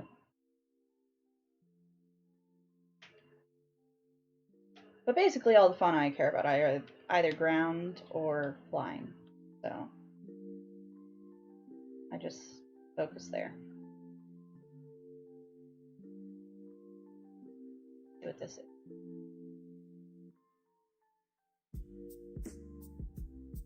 Damp. That's gonna be a swamp. I can get behind a swamp. Swamps have some form of bioluminescence, usually with the little mushrooms.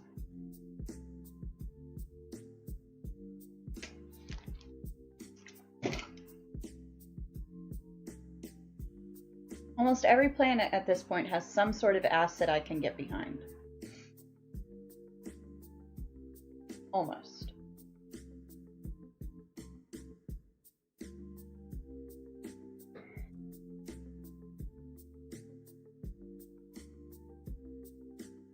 I figured out the type of planet for the Winter Wonderland. We are looking for an infested frost planet. So those in the chat in EISHUB, keep an eye out for infested frost planets.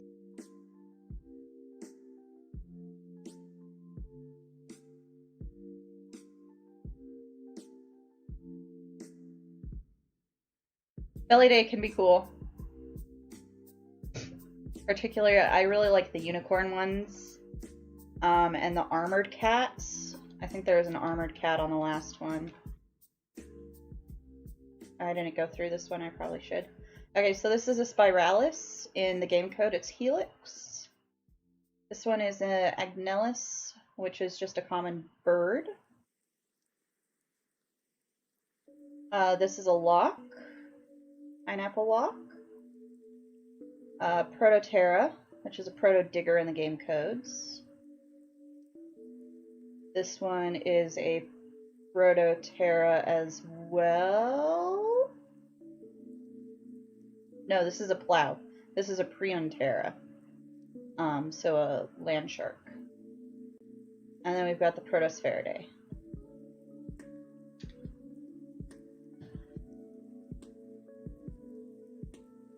I like the Felahelix. The Felahelix. The ones with 6 legs. Those I like. Those are fun.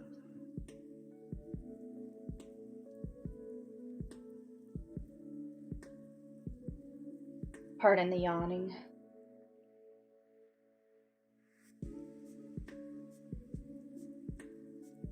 I don't usually land in island areas, but we'll give it a chance. We'll see what we can find.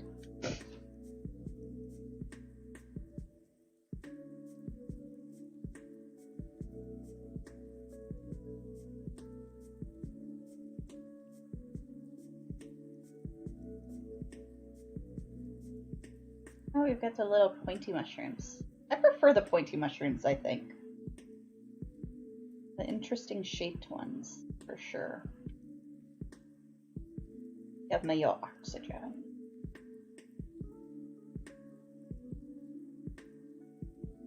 We have in the dots. We've got fauna. the north already? We are in the north. Maybe we'll look for that rare. We'll look for that rare underwater. Because it might be a shark. It might be a narwhal. And I like narwhals. Narwhals make me happy.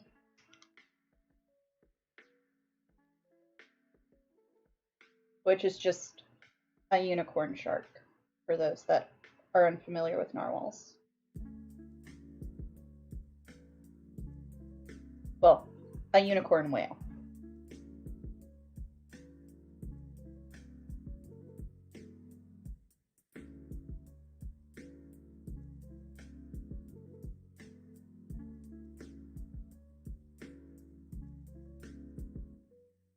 Okay, let's go look for the narwhal first. It said north, so we'll go into that waterway. Oh, we got a big old strider. How big is this strider? 5.9 meters.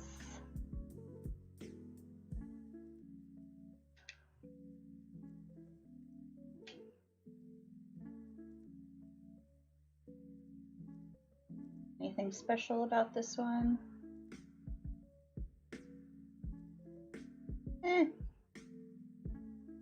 Nothing really special, I don't think. It doesn't make me go, wow.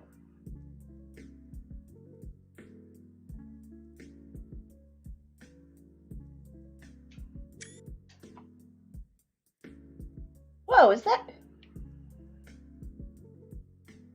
Okay. I need a Fauna Hall of Fame check. Fauna Hall of Fame check. Fauna Hall of Fame check. Because this is a predator strider. I don't even know if that was possible before. Could striders be predators? I don't remember that. I don't remember striders ever attacking me. Ever.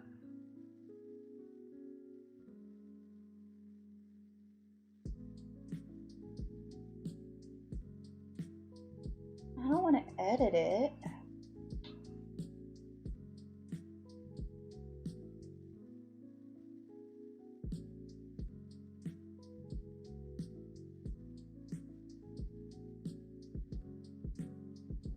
Let's see, what's the biggest predator on the Fauna Hall of Fame right now?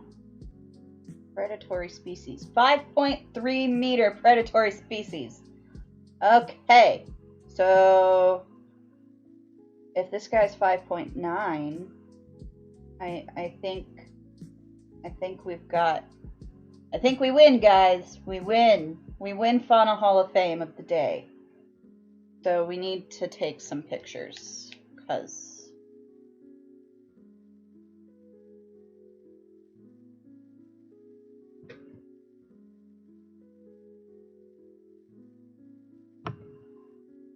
right there. That's what we need. No, snip now. And you'll know, usually I do an in-game picture for my Fauna Hall of Fame, but this is the only way I can get the predator symbol to show up. And I want the predator symbol to show up, so that way that's clear that it is indeed a strider that is a predator, because I don't remember ever being attacked by a strider before, and people might not believe me.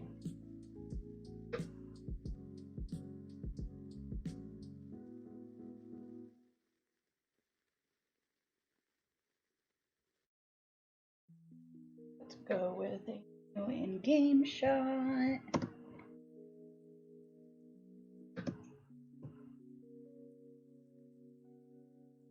Give it a save. Oh, and it's actually 6 meters, according to the discovery menu. Rider. 6.0 meter rare ground Fauna Hall of Fame.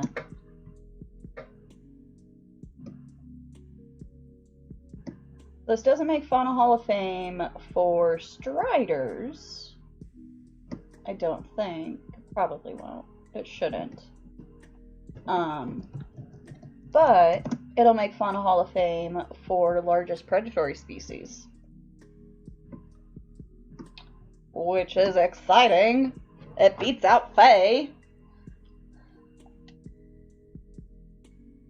Currently, Phaedrus 29 is the one who holds that record for largest predatory species. Sorry, Mr. Strider. You're gonna die. Eventually. There we go.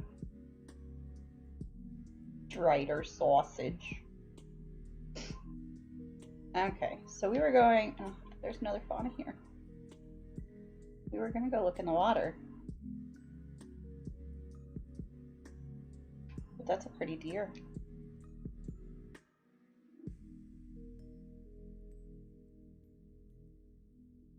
Okay, so this is a Tetracerus.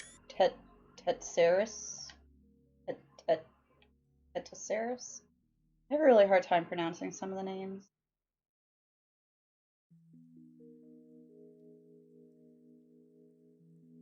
Deer. That's all I know. Oh, it's a bone cat! It's a bone cat!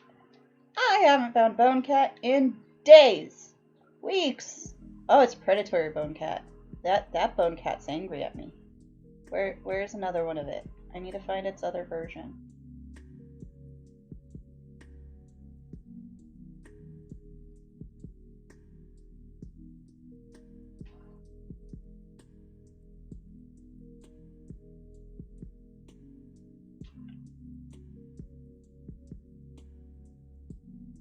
A really cool horn.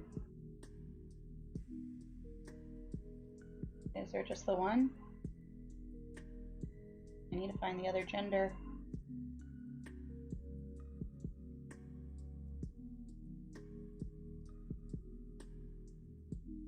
Be the one. Okay, so we'll have to keep looking before we can scan that one. I want to see what the other gender looks like before I scan it.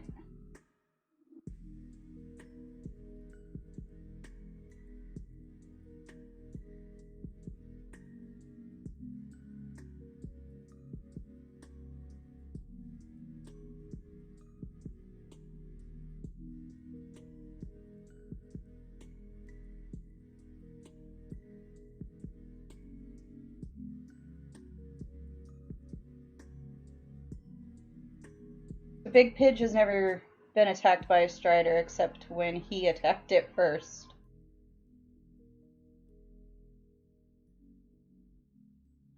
Does that make a difference? What is that you're referring to, Bolo?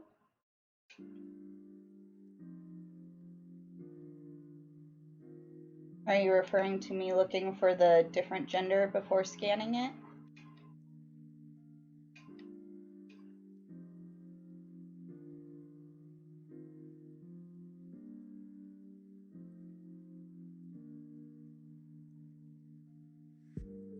Because if you're referring to the how I don't scan until I find the other gender, that's just a personal preference. It means that the red dot will stay red for whatever one I'm looking for the other gender for, versus if I scanned it, it'll always go green. So this allows me to be able to pinpoint exactly which species I'm still looking for the other gender for. Easily, without having to check every single green dot to see if it's the species I still am looking for the other gender for. It's just a technique that I use to help make sure that I find the other genders. Because like bone cats, the model is different for male and female for the two genders. There's going to be a different model for each one. And some of the bone cats are more rare than other bone cats. For instance, the ones with the multiple mushrooms. So it's just my technique that I use to help make sure that I find the other gender model.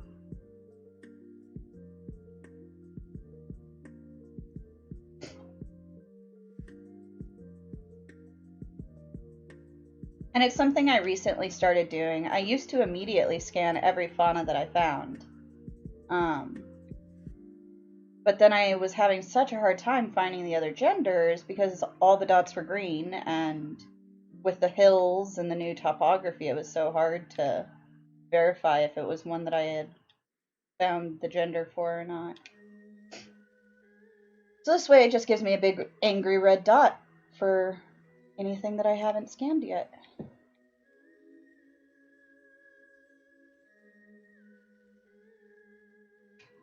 So we have no fish.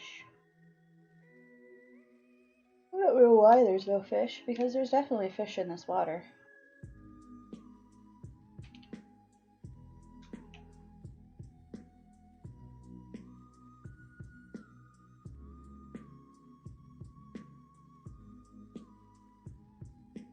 Still no fish.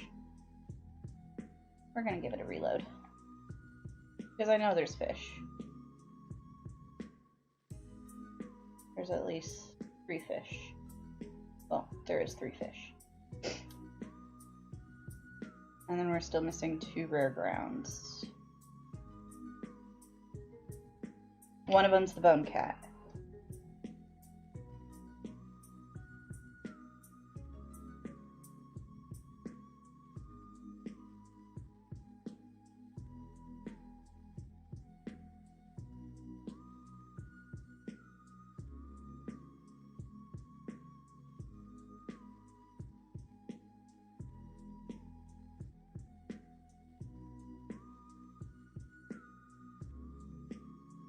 It also, Golo, another thing that matters as far as which gender you scan. Whichever one you scan is the one that's going to show in the discovery menu. So like if you really want one versus the other model to show in the discovery menu, you're going to need to scan that one first to make sure that happens. So that's only like a personal preference, and I would only do that with very specific things. Because it's not persistent, your discovery menus fall off and evaporate after a period of time, depending on how much you discover.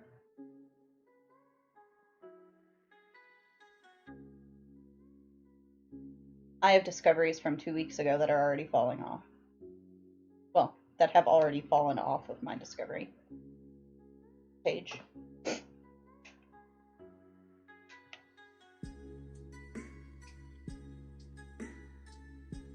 Usually you can only find rare fish in ocean environments, but sometimes you get lucky.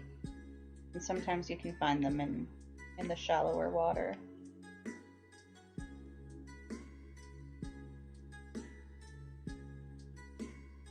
We're just going to give it a little peek here, and then we're going to pop back up to land and find those last 2 rare. Last 2 ground.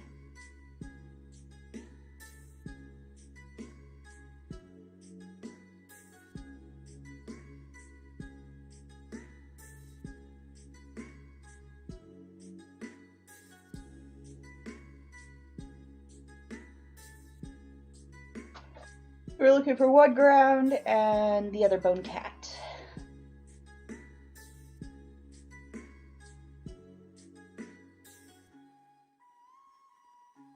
I can't believe we found a 6-meter predatory strider. That's ridiculous.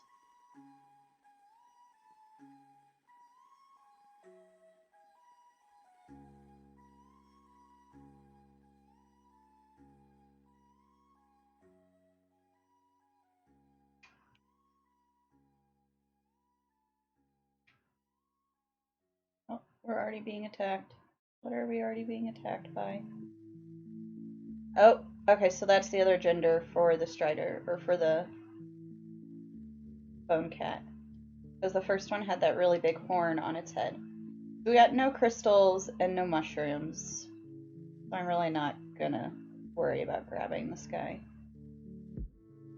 I'll just take a quick shot.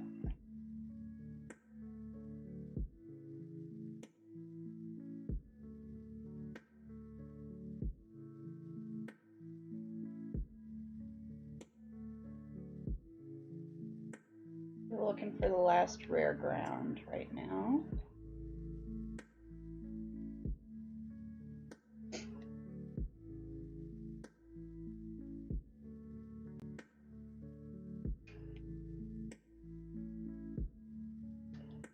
Golo, this is just my personal way of fauna hunting. Every fauna hunter does it differently. Every single one.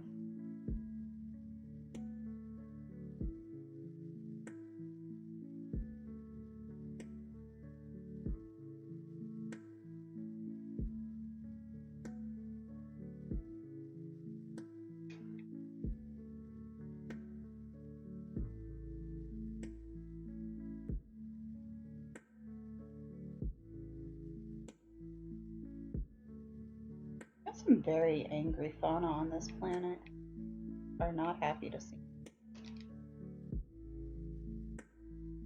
You're an ugly little deer.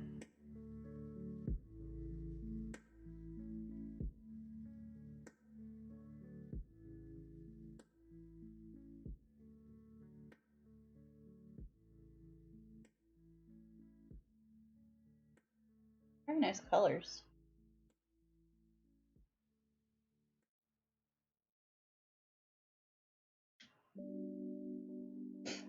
Okay, that's it. That's it for this planet. Another one down.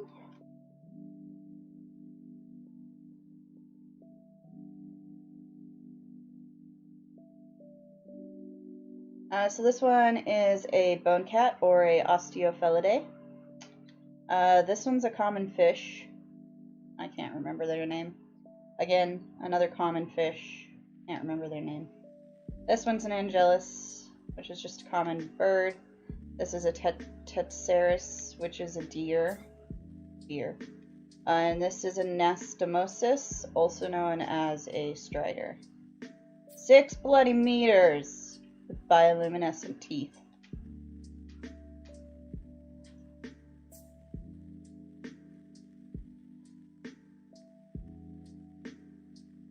So I'll need to make sure to get that up onto the Fauna Hall of Fame today.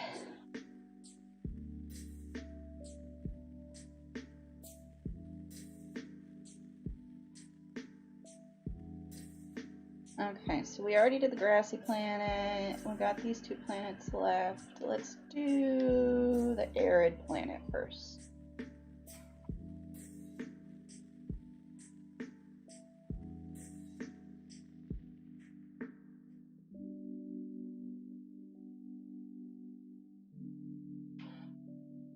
Well, that's what it says.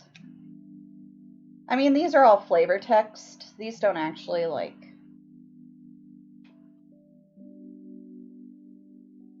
I don't think you could look at it in game and it actually have bioluminescent teeth.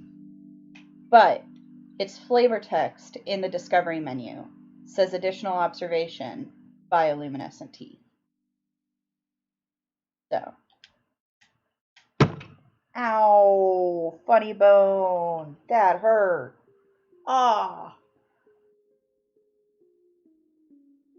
Hitting your elbow is not fun.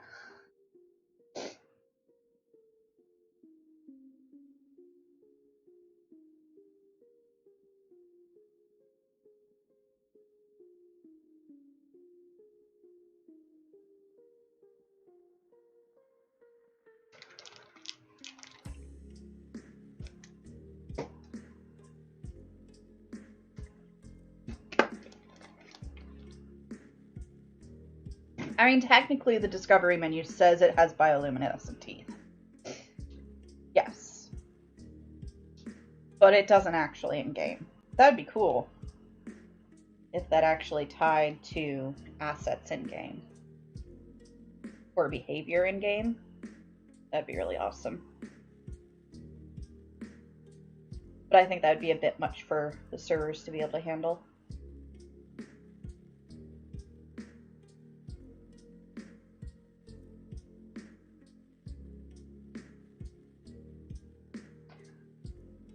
Bon has always said, if I had to go in the past and change some things, I would love to go to that first person who called it a funny bone, hit it hard, and see how funny they think it is. Amen.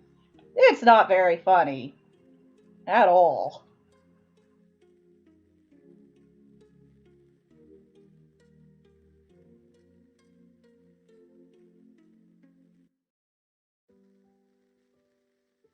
Okay, so we got a little bit of bioluminescence here on this hot planet. Just a little, not a lot.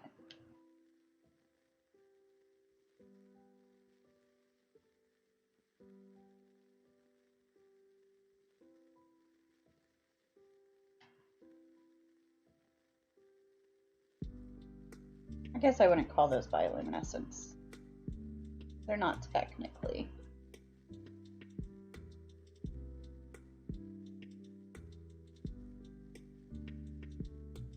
Okay, so that's a Tetraceres, and then this is going to be a Felidae. Ooh, this is a unicorn Felidae, so we're going to take a photo. Or attempt to.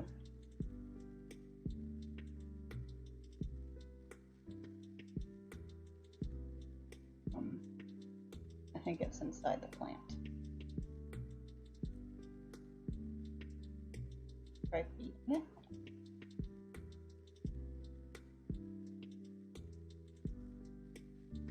Ooh, it's a Felihelix, not just a Felidae. Felihelix. So we got a Felihelix, Felihex, with a unicorn horn. Looks like a feline one.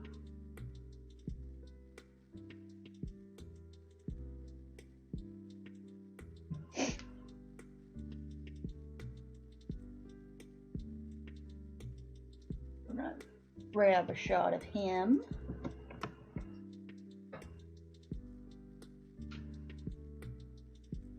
Save. Felihex. Green off Echo. 1.8 meters.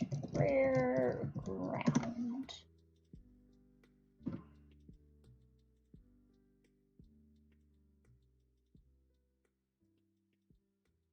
Well, there is number 2 entry in the Felihex album.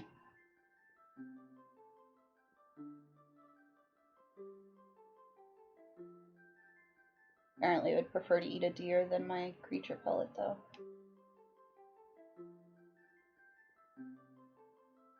Any other dots?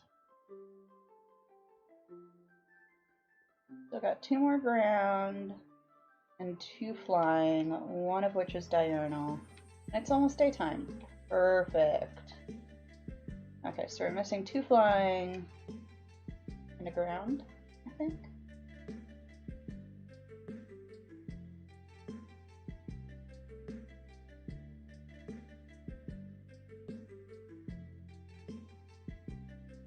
Here we've got the Rhysox.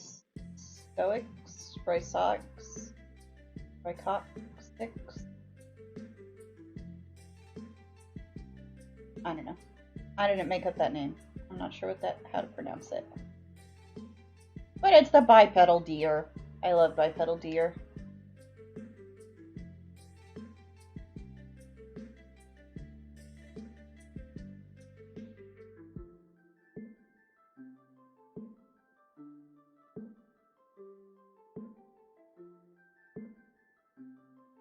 I think I'm just missing the birds. Am I just missing birds?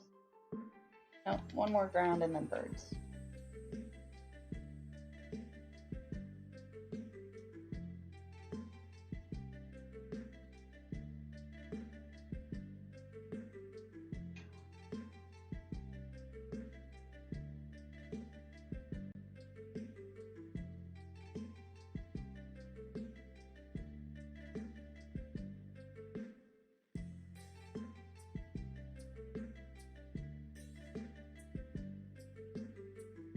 I don't feel like things are spawning correctly.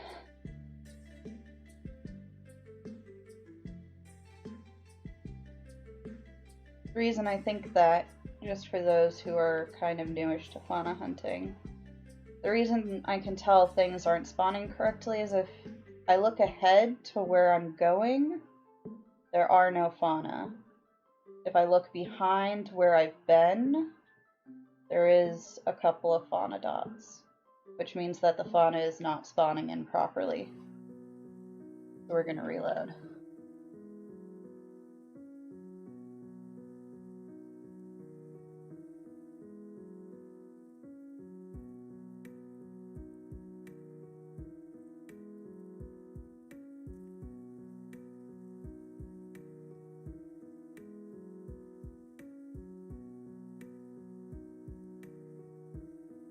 Basically, with the way the code is now with the fauna, if there's not fauna around you and there's not fauna ahead of you, something isn't spawning in right.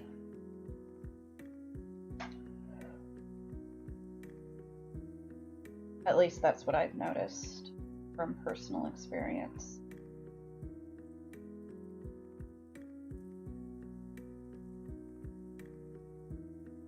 We've got dots behind us, dots behind us. There's some birds.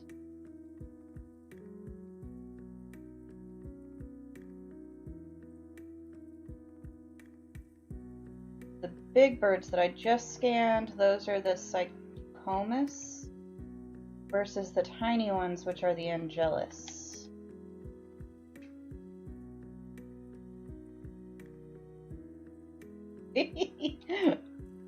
Look at that little guy. He's just chasing those deer. That's another Felidae. Not a Felihex, but a Felidae. Now let's see, do we have any of the birds? I'll just pull that up in here. Ooh, that's a pretty all-white one. Okay, so this is the Cycomus, which is the large birds.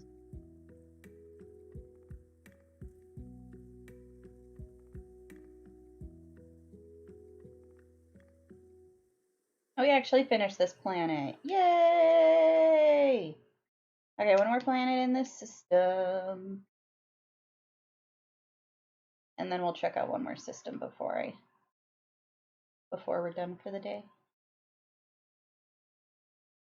Here are 2 systems and an EISHUB Haunt tour. Good stream.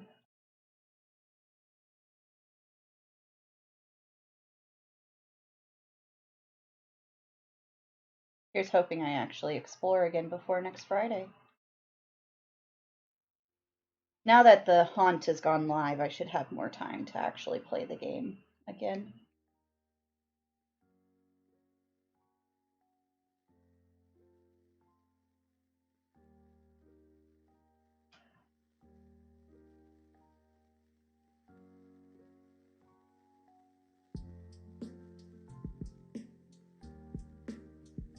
And now that I've got awesome people like Golo helping me on the wiki, oh my goodness. I'm getting such amazing help from you guys. I would not be able to have maintained it by myself. Ooh, we've got another lush, which means that this system had 3 lushes and a swamp.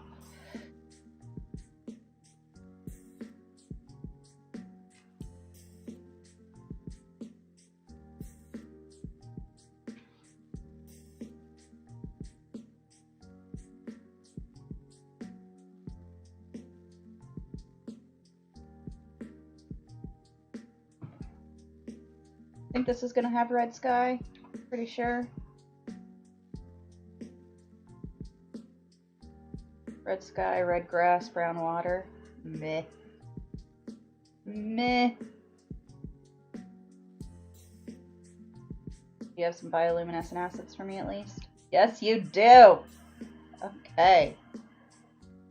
So we can land on this planet and explore a bit. Because it's got glowy trees. Even though I hate the red sky. I really hate the red sky. Red sky's just so bad.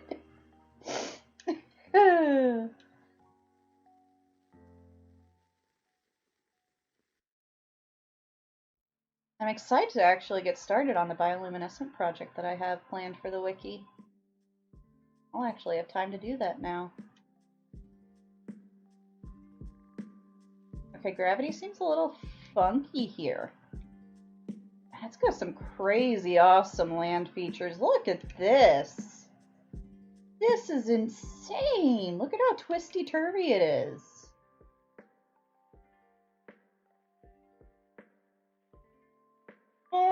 Oh, I didn't make it.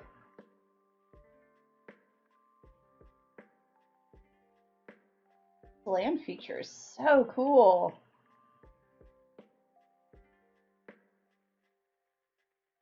all like twisty.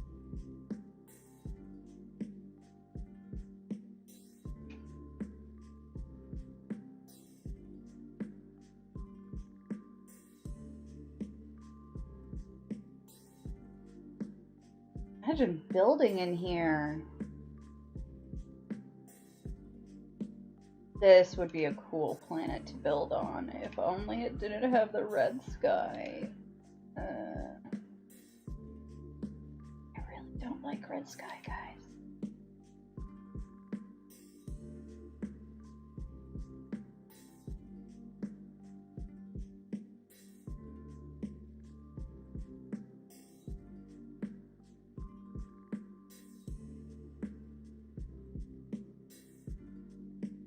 It looks like this kind of twisty curviness is everywhere.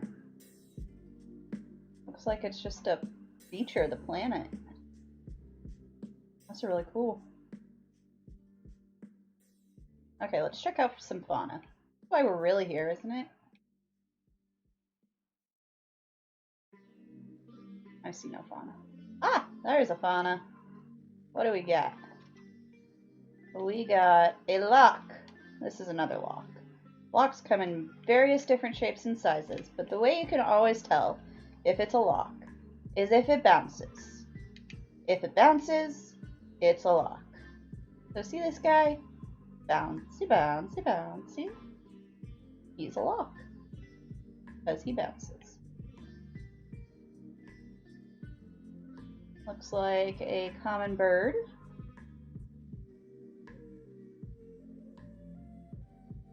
More bouncy lock. Oh, let's see what this guy is. He is also bouncing, which means he is also a lock.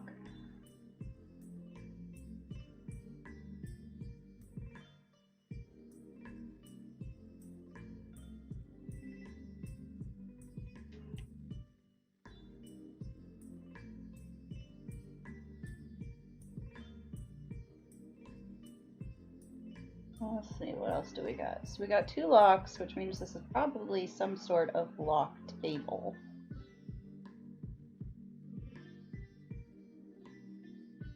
Lots of ground and another sky.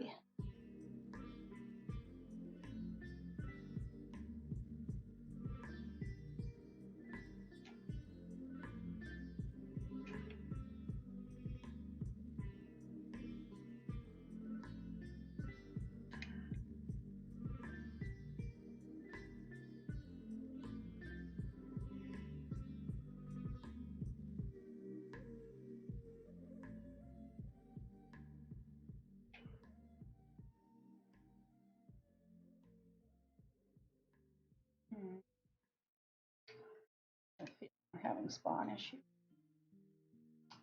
We need to be reporting this more. I really need to report it more. I don't report it nearly often enough. I shouldn't have to reload to get fauna to spawn. Not cool.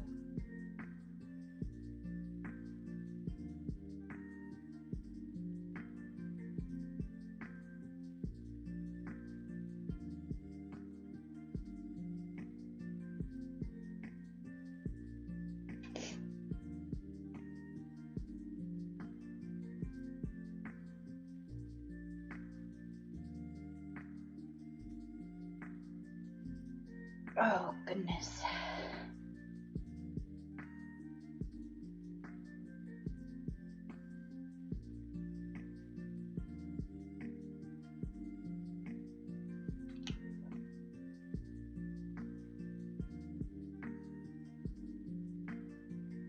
I hope somebody builds the Polar Express for Christmas.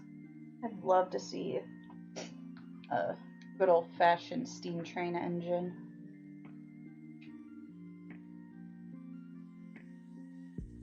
For the Winter Wonderland event when we get there. Okay, so we got another Priantera, which is a land shark.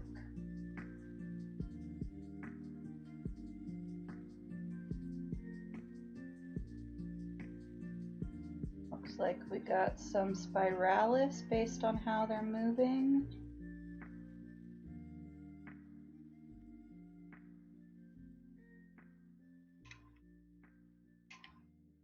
These guys are moving like spirals.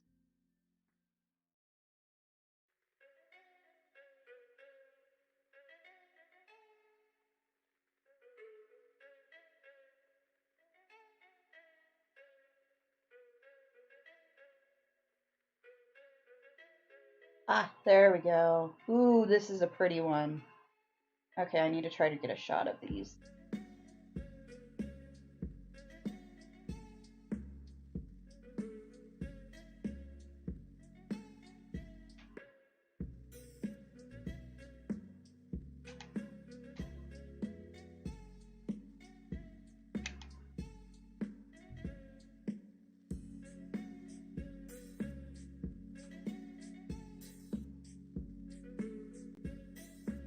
Basically, my technique for these is I just wait for them to jump.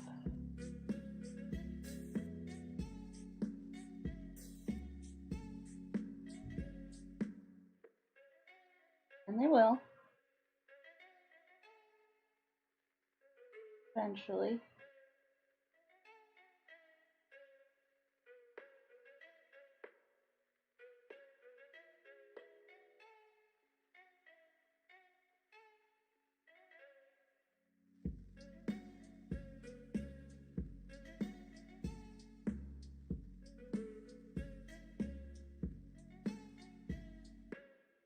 Ah, there we go. Got one. Hey, KJ. Did he really? I'll have to go back and watch his streams. He had a good Polar Express. I remember that one.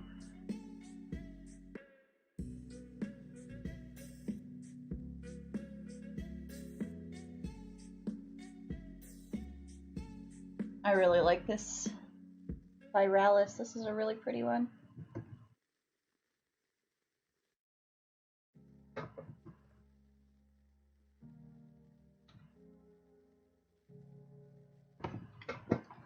feel like these should be called light darts or something.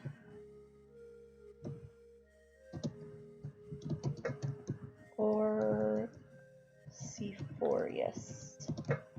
1.5 meters, rare ground. Okay, so we're missing another 2 rare ground and a flying.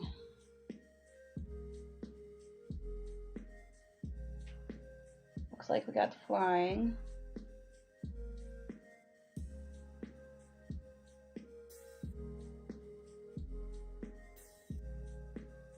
We're still missing 2 rare grounds.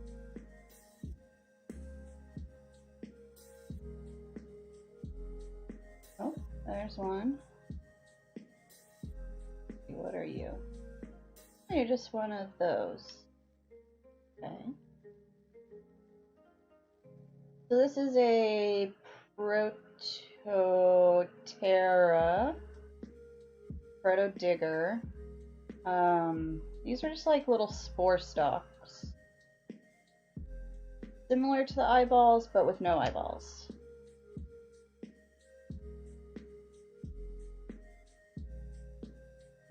Okay, so we're missing 1 more rare ground.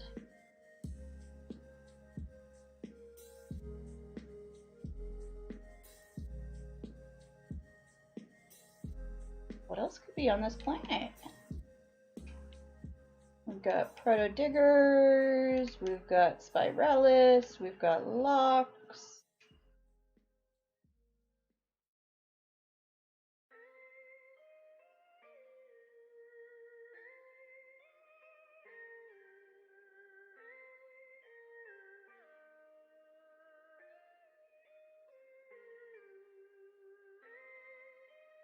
Keep heading north. Oh, that's a big mountain range. I don't really want to go over a mountain range. Maybe we'll get lucky and find it before then?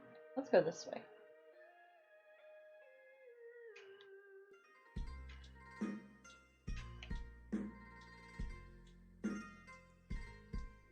See, this is how you take a picture of these guys. You wait till they jump. And depending on where they jump, you can line yourself up. Hey, H-Bomb, welcome. You can line yourself up off of a mountain, because I'm guessing he jumped from up there. Oh, those are green. This one's purple. Oh, do these have different models based on gender? What? Oh, that's kind of greenish. Maybe it's just a trick of the eye. Let's go look.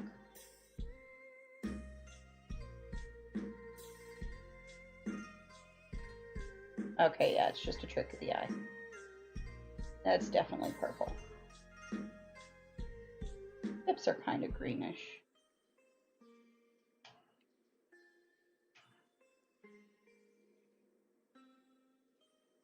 I feel like a little safari leader. Ah, here we go. Found it.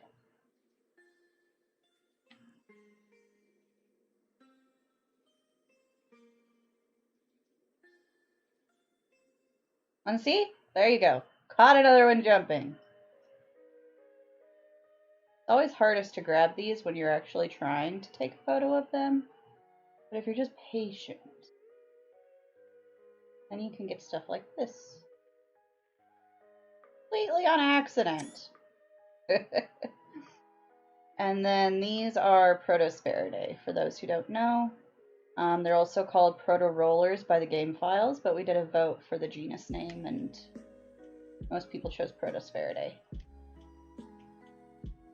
So that's it. We completed the planet. Well, I mean, we didn't do the underwater, but I don't feel like getting wet today anymore.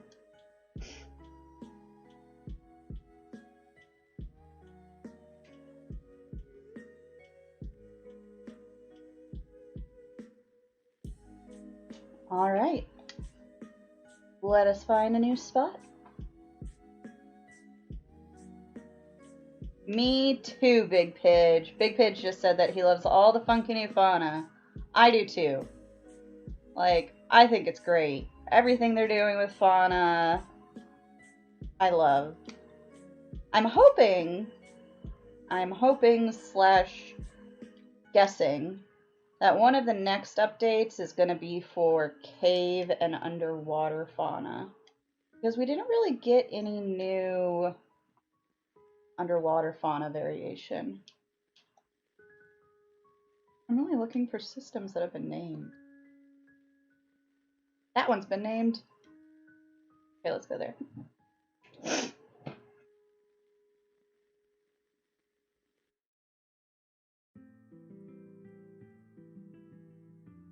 Excuse me, I have the hiccups, guys.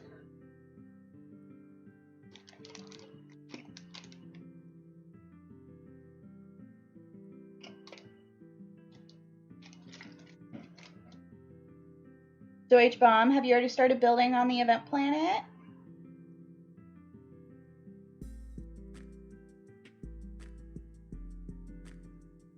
Yes, underwater really does need some love.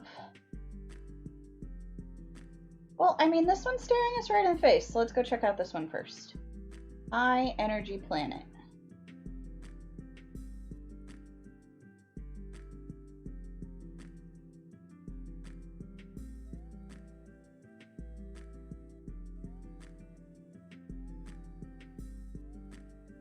I would love to see some sort of like big squid Cthulhu type of underwater fauna. Like the sandworms, except for underwater. I think that would be really cool. And it'd be some sort of squid octopus monster. Already it looks like we've got a Theroma.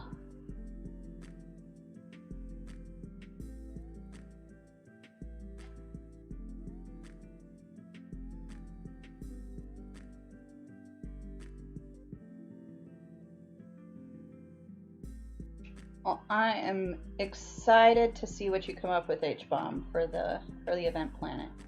I like this guy. This guy's pretty cool. He's got some cool colors. He's got some cool spikes. I don't know. Do you guys want to see this in the album?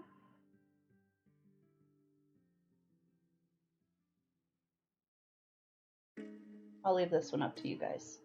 If you guys want to see him in an album, I'll grab a shot of him. Let's see if we can find the other model.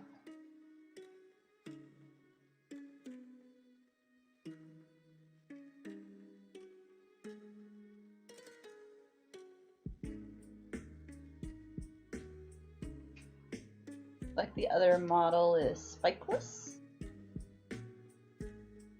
and helmetless. Not nearly as cool as this one.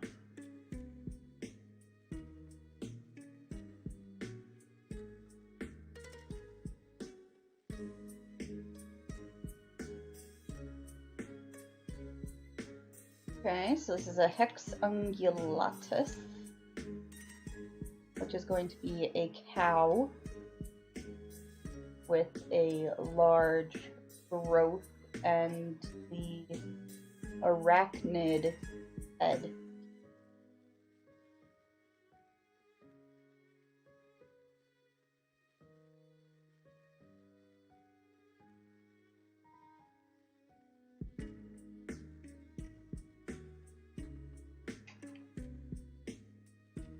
You little cutie, let me scan you.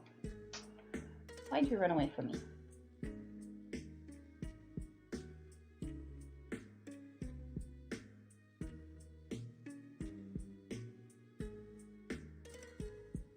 Oh, I like him.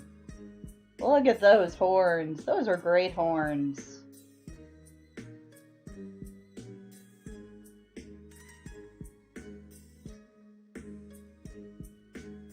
Little pig snout.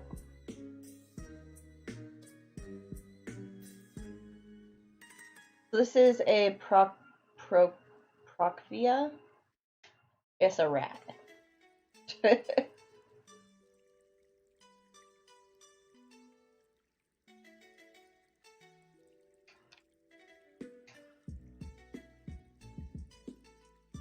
Got some common birds. Like some more common birds. Very disappointing is that I understand that these Theroma over here, this big old herd of Theroma, could be a Diplo. If the procedural generation was just a little bit better in our favor, this could have been a Diplo. Okay, I'm gonna take a picture of this guy. I like him. I think he's cool. I think he's album worthy. Sorry that my screen goes black when I try to take a picture, guys. It's really annoying.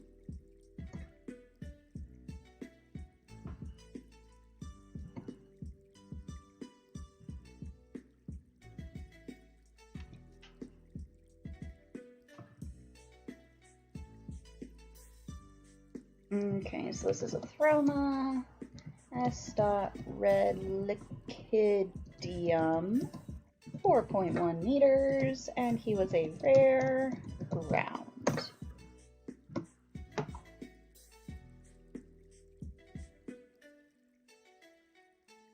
I thought that only applied to the ones with sideways feet. We found a Diplodomus. So, not many people know that Diplos and Theroma are actually pulled from the same genus in the game. The only difference between a Diplo and a Theroma, according to the game, is that a Diplo gets the long neck. The second it gets the long neck, it becomes a Diplo versus a Theroma. But it's the same exact genus, according to the game files. It's just whether or not it gets the long neck asset or not.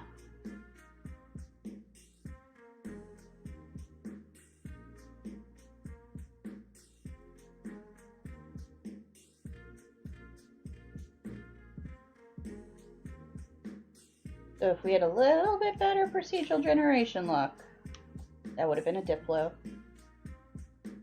So we're still missing 2 rare grounds. Looks like we're going to have to go search for them, because I'm not seeing them around here. Oh, there's a whole bunch. Looks like Hexungulatus, which is a six-legged cow.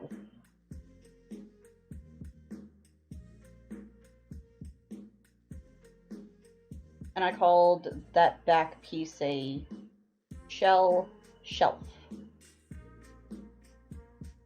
That's just something I made up. One more fauna. And then we can go see what the rest of the system holds.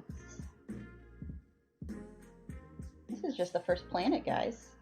We already found a cool Theroma. Maybe we'll find a Diplo. I really hope we find a Diplo. It's been too long since I found a Diplo. It's been over a week.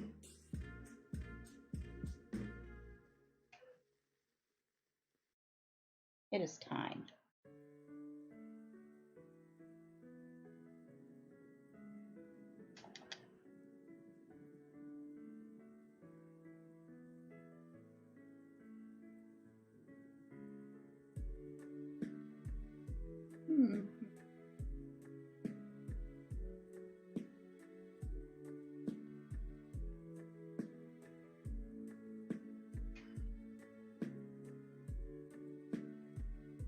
Pretty sure we're still missing one more rare ground.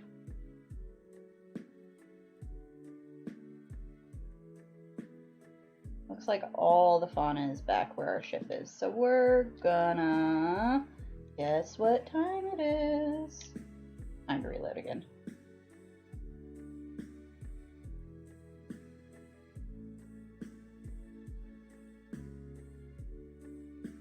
Ah, so lucky, KJ. Did you place a base down? I always place bases in double Diplo systems. We had an exobiology hunter. The week Origins came out, he found a planet that had 3 different Diplo species. It blew our minds.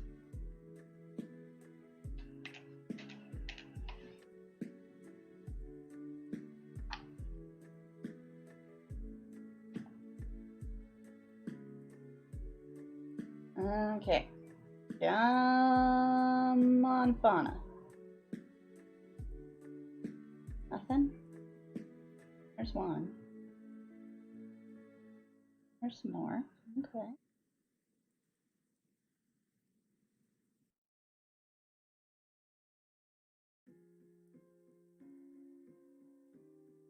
Yeah, you do have a lot of active saves, KJ, so I forgive you for not remembering.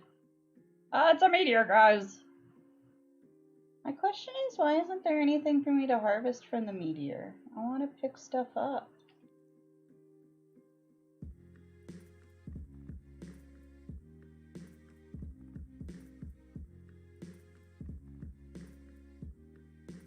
I feel like I should take proximity damage.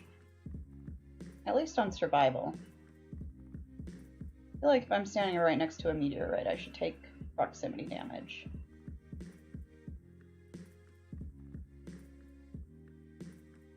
What do we got here? I think we've got a little itty bitty predator that killed this big fat Theroma. There is a predator in there eating the Theroma.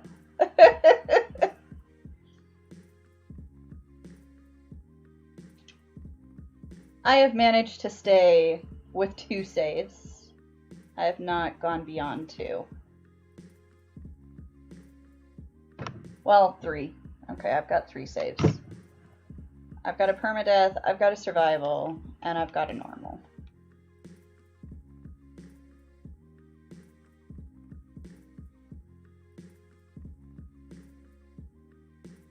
Okay, so this is a Felihex. This would be a reptilian Felihex versus a feline or a canine Felihex.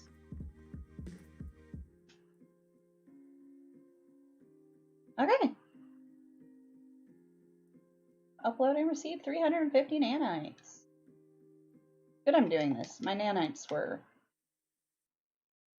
starting to slack. with all the X grade upgrades I've been buying, I've been running out of nanites.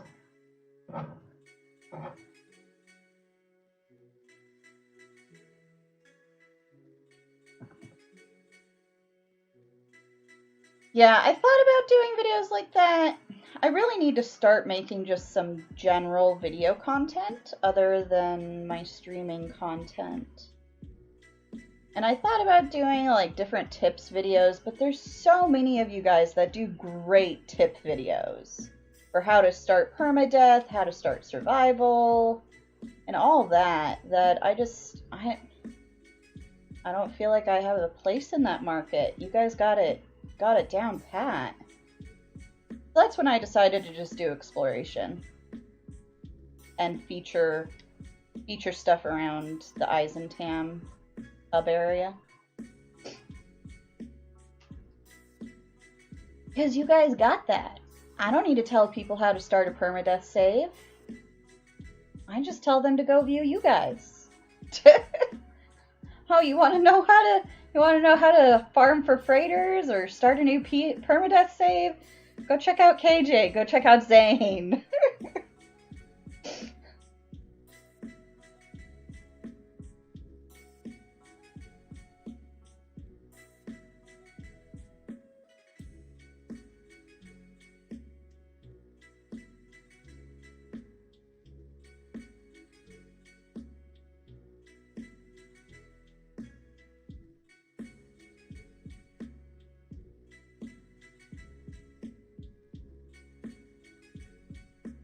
KJ suggests that I should do a series on cataloging the fauna of the universe. I could give tips and teach people about the fauna and the relationships between the species.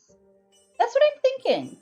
I've been leaning more towards that one, definitely, by utilizing different discoveries throughout Eisentam and using them as like little tips and stuff on how to find fauna, what the different types of fauna are, what the actual rare fauna is versus not rare, stuff like that.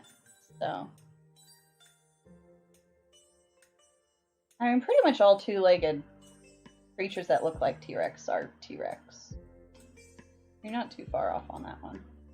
Ooh, it's one of my favorite types of toxics.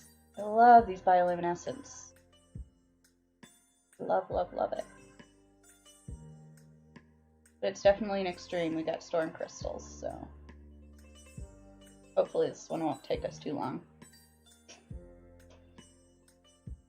Yeah, whatever video-centric ideas I do, it's definitely going to be something to do with fauna and exploration. Even if it's just like the featured planets of the week or featured fauna of the week type of thing. I just need to actually dive in and figure out how to record videos.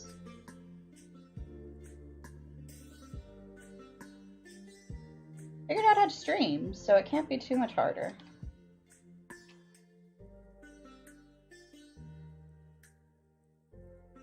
I like the mouse-looking T-Rexes. Those are my favorite out of the T-Rex genus.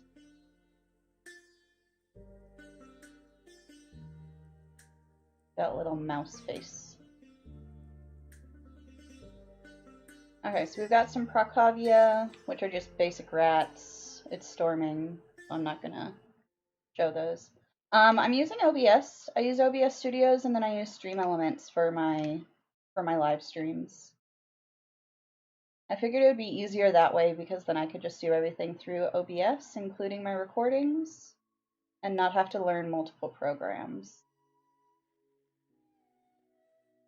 Hey, Lava Lamp, welcome! Yes, this is what my voice sounds like.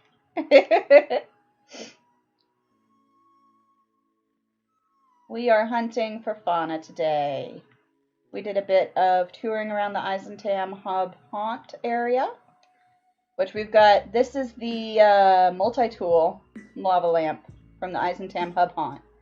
I didn't get it in S-Class, so I just got it into a C, and I'm upgrading it as I have money and nanites and stuff. But I was pretty excited about this multi-tool. I thought it was a great one for our Halloween system.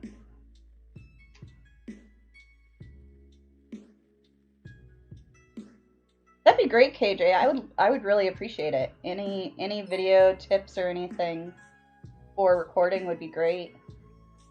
Maybe you'll actually push me into starting to record some videos as opposed to just streaming.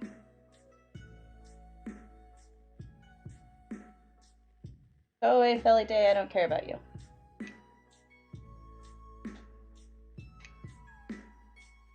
You're not that exciting. Here's another type. Here's the other model for the Felidae. Thanks for the subscribe, Lava Lamp. These are the really weird heads.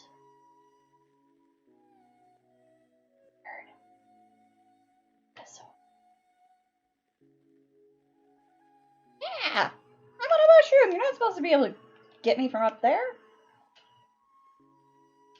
Well, it was my mining beam. Go away. Oh, the sentinels are gonna be so angry. Okay, the sentinels are pissed off now. All I want to do is hunt fauna. And they want to shoot me.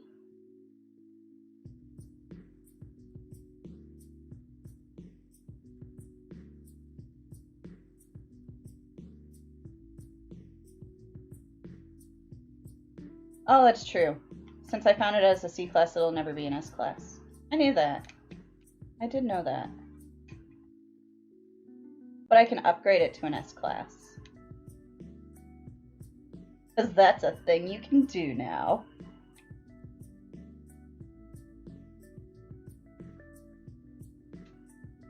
Plus, I don't really min-max. I don't really care if it's the best of the best.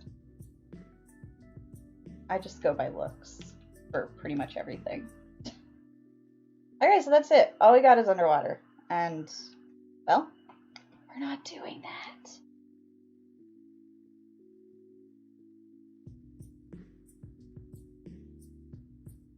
Okay, so this is a Cyclomis or something like that. It's the big birds. Angelus, Procovia, which is the rats, and the moles. We got a lock. This one particular is one of the worms. This is a Felidae. You can tell a lot by the angle of the back. Just like animals in the wild that you would see that would fall into this genus, such as like cougars and other predatory cats and felines. You can usually tell based off of their back slope. This one's a little harder, but it's also a Felidae. But you can tell their underside is, again, like a common cat or a dog would be in real life.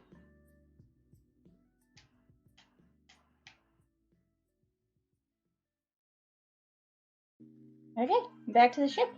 Let's go see what else this system has for us. I don't think this planet had anything spectacular. Nothing made me go wow. I do really like the pattern shadows of those birds. Some of them have really cool shadows. And that's something that a lot of people miss.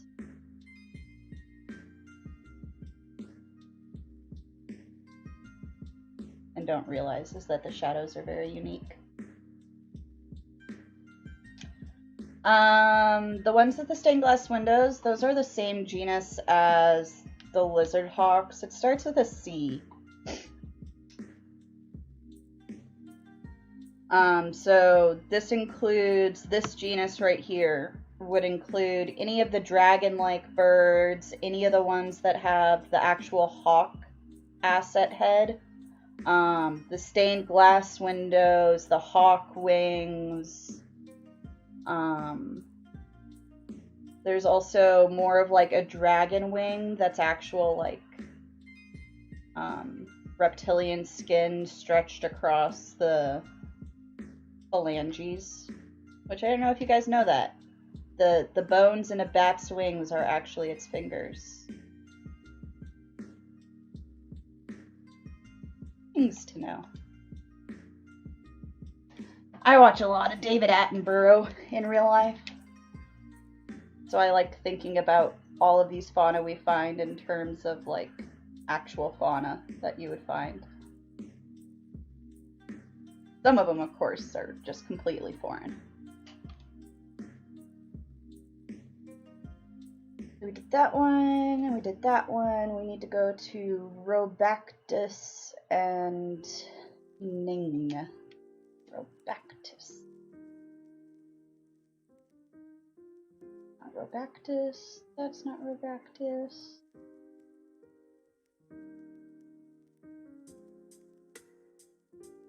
Is that Robactus? That was Robactus. Okay, so we did Robactus.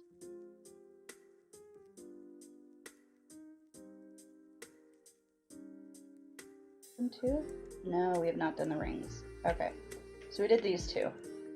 So we've got this one and this one. I want to do the Xeno colony last.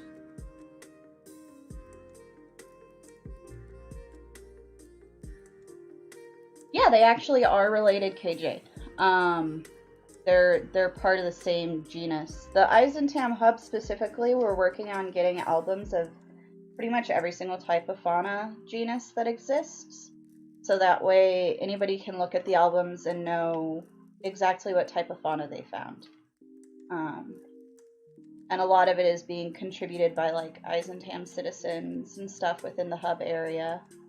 And then we've got a team of people, including Golo, who was here earlier, and several others who are all helping me get them onto the albums, onto the wiki, so that way everybody's able to see and tell, okay, what kind of fauna do we have here?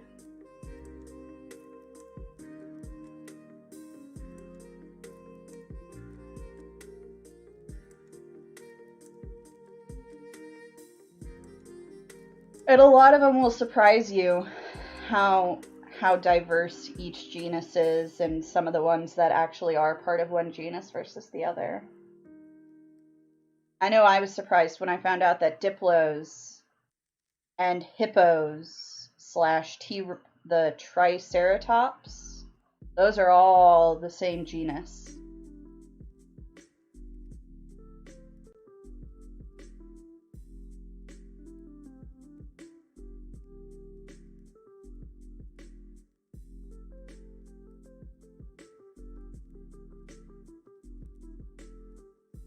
And most of the stuff that the hub uses for classifications are from game codes or from voting. So like the bone cats, the bone cat name comes from data mined code, but we took a vote. We put out a vote to all the different fauna hunters and everything that are really active in the fauna community, and offered different varieties of names so that way people could really feel like they were taking a bigger part in the role of choosing the names and stuff.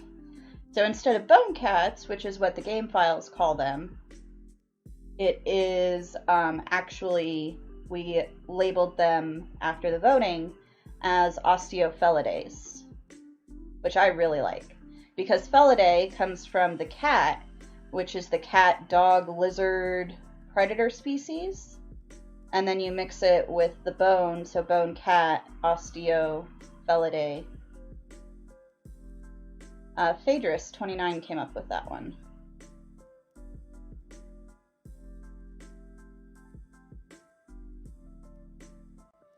This is one of those really weird lushes that has no trees, which I think are cool.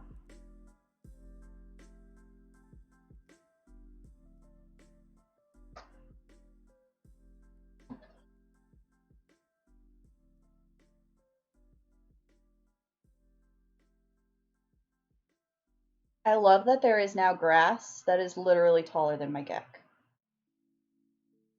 I can hide in the grass, people. Where is she? Where'd she go? I can't see her. If I wasn't purple and orange, it would probably be funnier.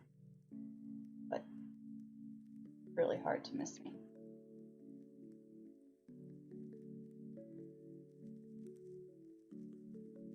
Let's see, what do we got? What do we got?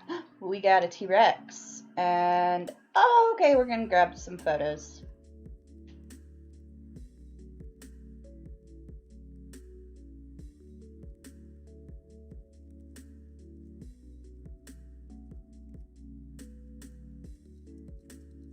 Oh God, starting a new save on a treeless planet. That would be terrible.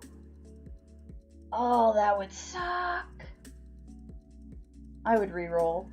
I'd be like, nope, nope, nope.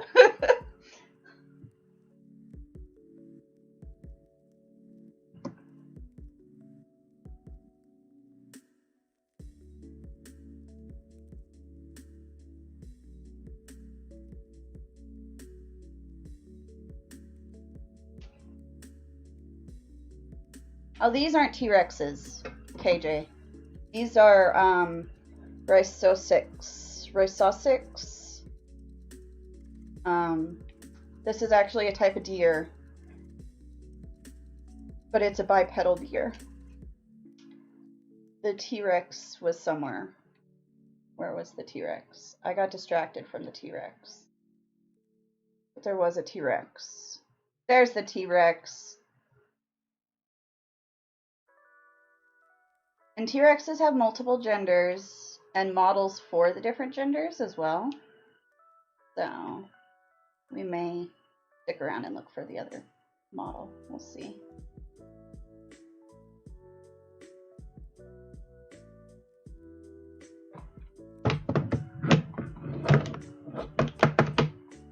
Okay, I will be right back, guys.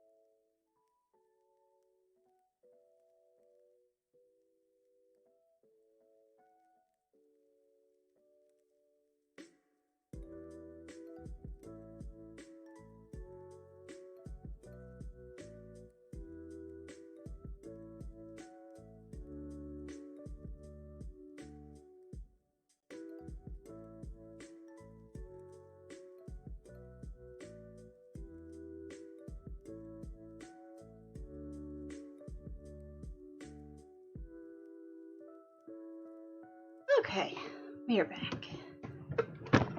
Let's go back to gameplay.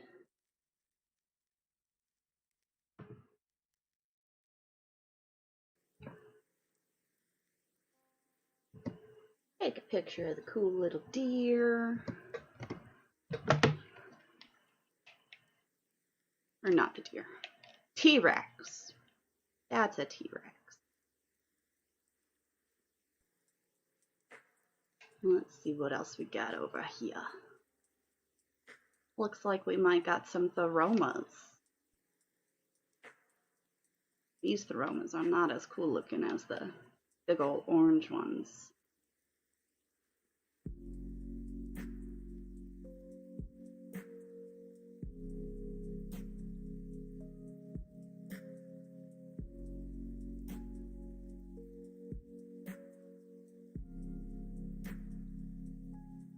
This is the other model of the T-Rex.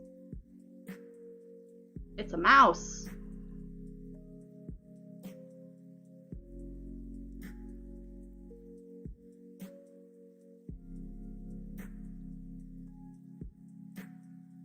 Mouse with wings.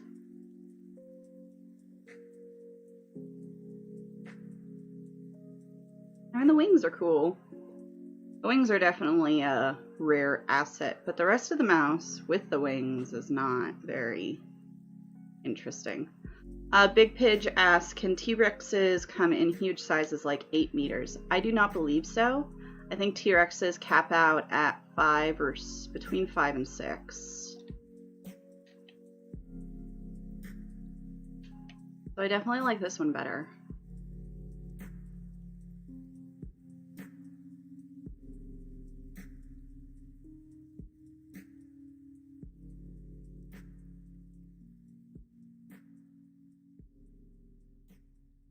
Yeah, I think pre-next it was a thing, but I don't think that it's still possible. We're still figuring out the fauna sizes and the fauna size possibilities and stuff since Origins dropped. Because fauna sizes are different than they were pre-Origins, and the way fauna gets pulled and populated to a planet is different than it was pre-Origins, and everything is different. And we're still trying to figure out. Okay, so we're missing one more uncommon flying. I'm guessing it's just going to be a regular bird.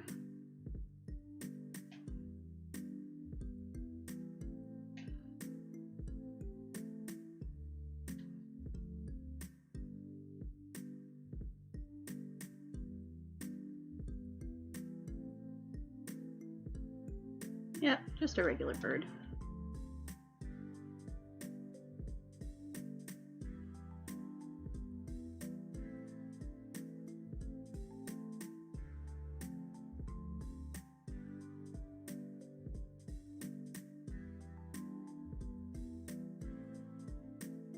There's a lot of stuff that was possible pre-next that is no longer possible, though. I wish it still was. That'd be awesome.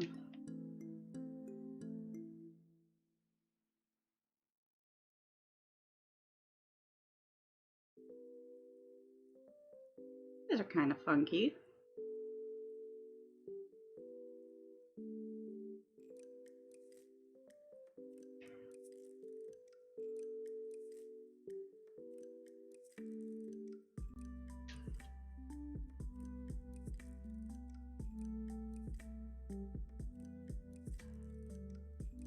Okay, so we're gonna upload a picture of this guy. So let's save him. He is a T-Rex. M. Galene, 2.9 meters, rare ground. And then we've also got our little deer that we're gonna save. This is a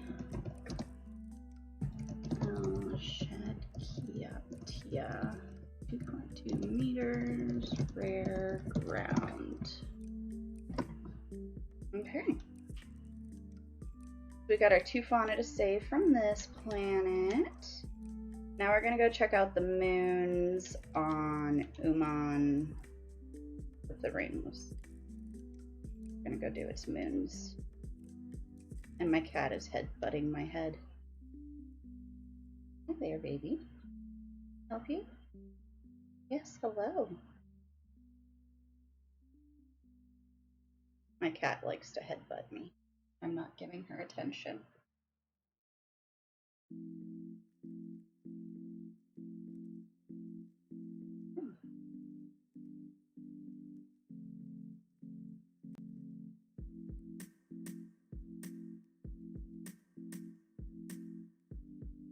Coming to say hi to people? Yes.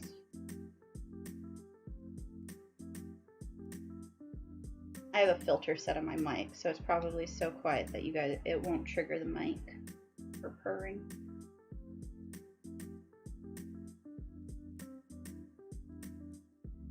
I'm a little happy kitty though.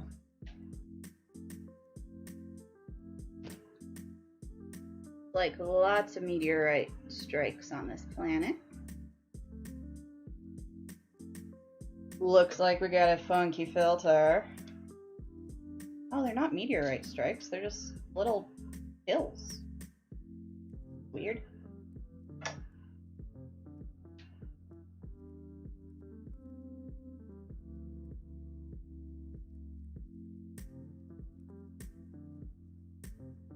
And this is only going to have the 1 fauna.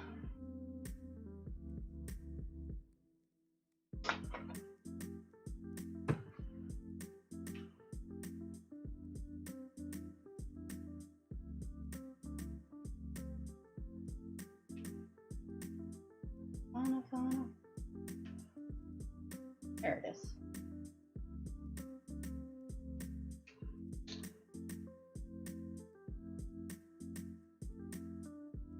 Yep, it's a capped planet with a cool filter. I dig this filter, I'm not gonna lie.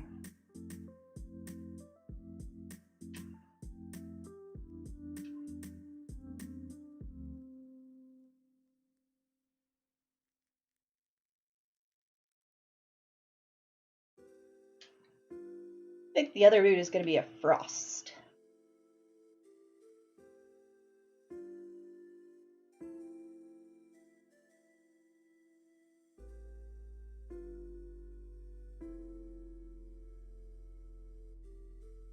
And then we'll land on this big pink fluff ball.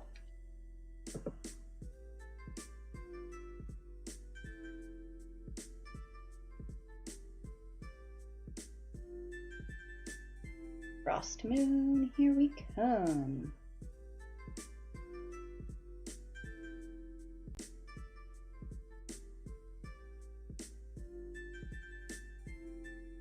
Frost is the only planet biome type that I have not found native bioluminescent assets for yet.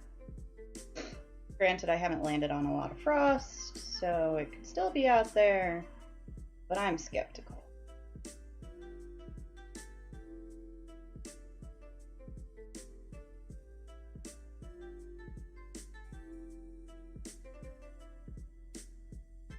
Oh, bioluminescence here, that's for sure. Sometimes if you hover around the planet for a little bit, it helps the fauna spawn.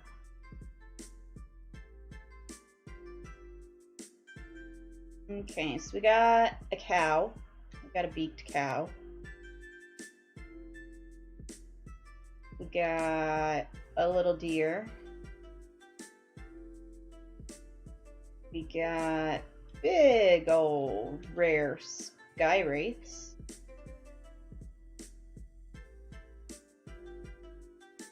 Big Pitch has been helping me try to find a bioluminescent frost planet, and they unfortunately have not found any yet. I'm still holding out. I did find someone found a frost planet that had the worm infestation. And that bioluminesced.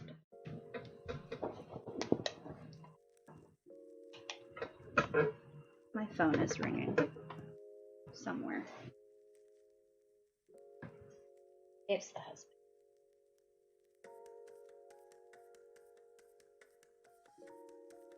Okay, so let's see what we're missing here. We are still missing found in the north, ground. 3 ground, always found in the north for one of them, which is fine because we're already in the north. Yay! I love it when that happens.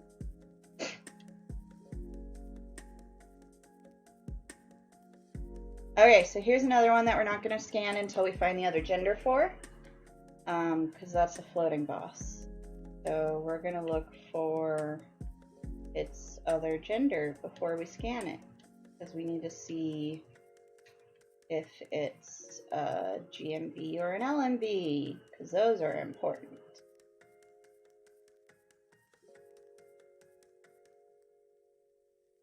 Those are special rare ones. Oh, it's a sun beetle! We're still going to take a picture of a sun beetle, because I like sun beetles. Sun beetles are pretty. We're going to grab them both in the same photo.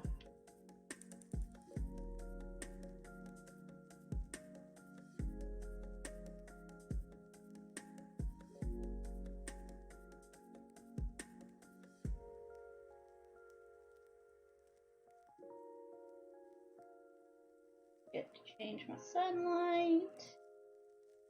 Get them both in a good angle. And a bop.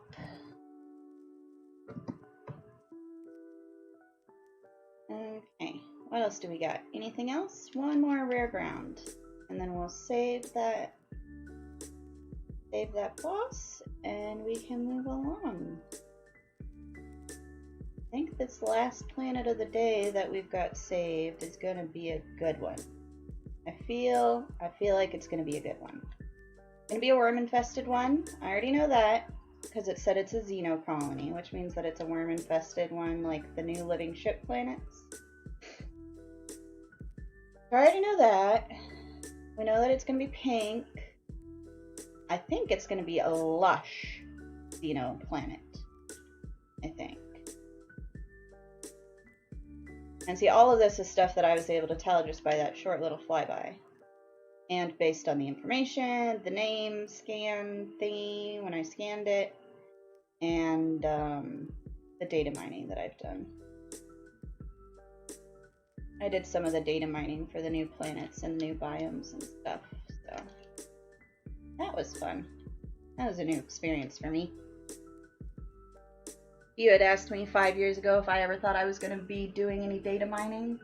I would have laughed at you and told you that you are crazy.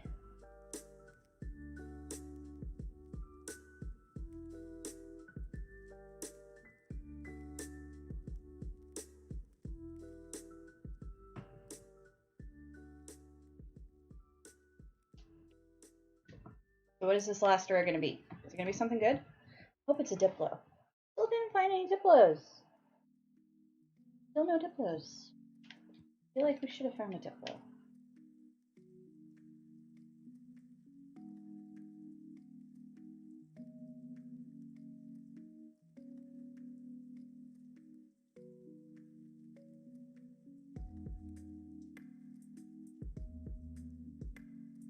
Dot. Help me. Look for red dot. And it's getting blizzard. Let's pick a direction. Go this way.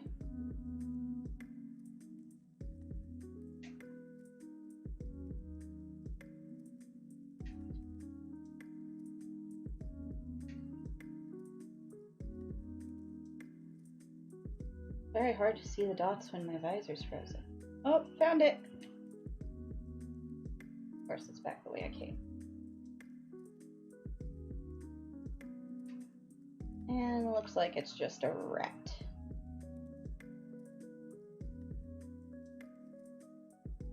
Nothing exciting. Just an angry, weasel-looking rat.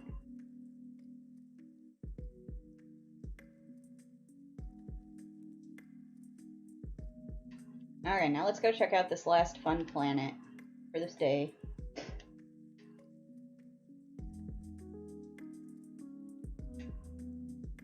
And we will give it a look. See if maybe we find a Diplo on the last one. So disappointed by frost planets. I want to love frost planets. I feel like they should just be so good. But I don't feel like they're getting the attention they need.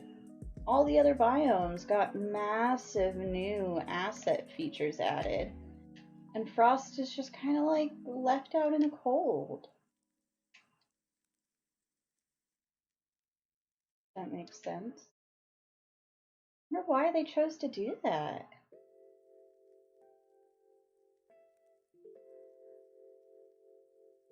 No idea why they would do that. Why they would add bioluminescent assets for all other biomes except for Frost.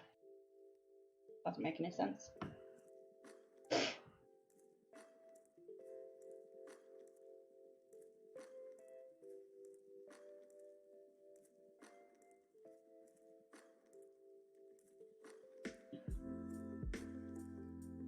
Yep, it's a living ship planet.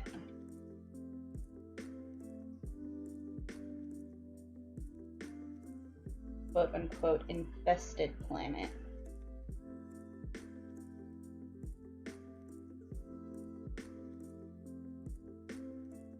Which I think is what we're going to end up having to do for the Halloween, or for the Winter Mystery Land. I think I'm going to need to find a frost planet that's infested. that's what we're gonna need to do. Okay, let's land, take a look. Let's see what it looks like in the daytime.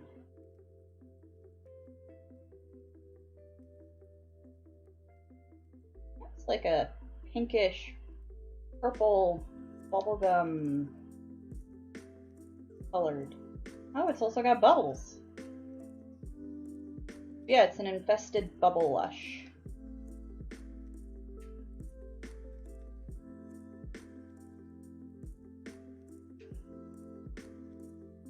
Does it have bubble grass? No, regular grass. Bubble grass is the only grass I've seen that is also bioluminescent.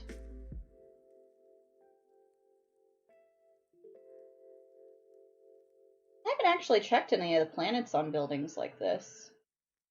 Or any buildings on planets like this. Usually I'm just looking for fauna. I don't do a lot of stuff in buildings unless I just kind of happen across it.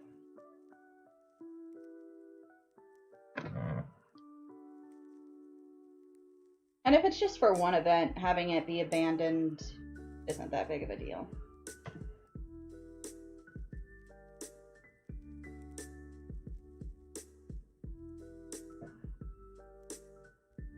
Now, if it was for like the capital system or something like that, those we definitely don't want abandoned.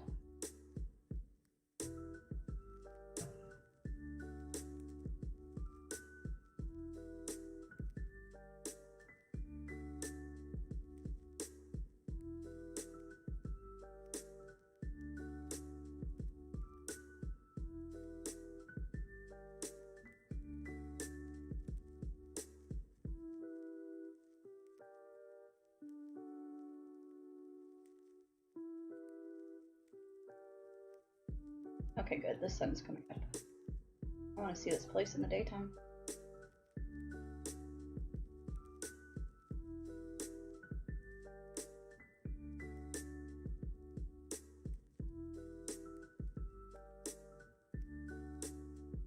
Okay, so we got some deer. Petroceras.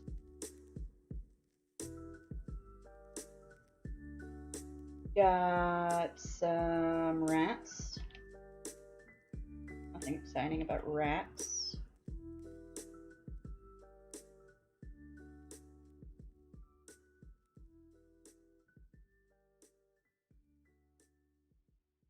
The lava lamp was testing to see if you would be able to hunt multi-tools on planets like these. And that is the one main reason why it would matter if it's in abandoned planet or not.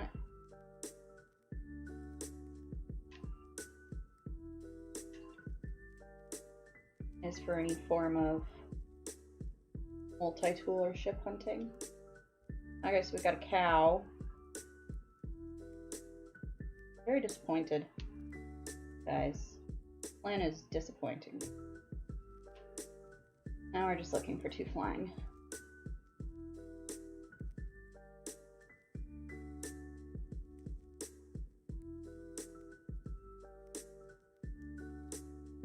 Yeah, ship hunting and multi-tool hunting are literally one of the very few things I don't do in No Man's Sky.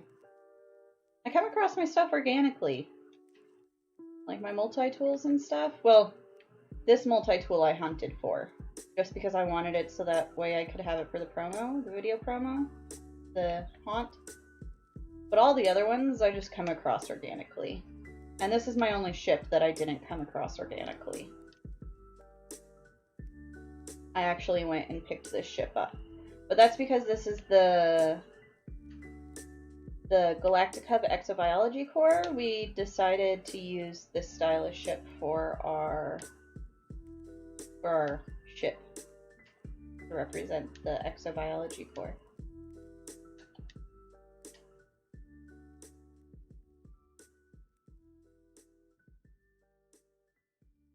I mean, this is definitely a unique planet. As far as planets go, this one gets an A+ for unique. The blue with the pink, and it's a really cool planet. It's just, the fauna was largely a disappointment.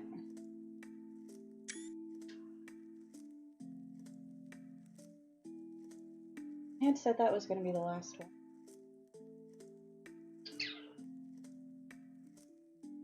We'll do one more system. Because I can't end it on that. That was just not a good place to end. It's a unique planet, just not anything interesting for fauna. Well, that's why my missile. I don't know if you guys knew this, but the amount of stuff that you have in your inventory directly links to how high your bounty will be when you get stopped by pirates. So I try to keep very specific things not in my inventory, because it bumps up the prices.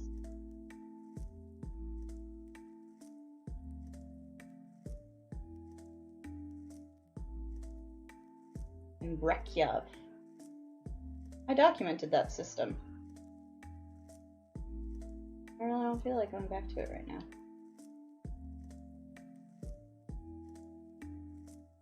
At some point I should go see what's different there. Hub 1-F. Go there. I know I said we would be done, but I really didn't like leaving off on that planet. Then it was kind of meh.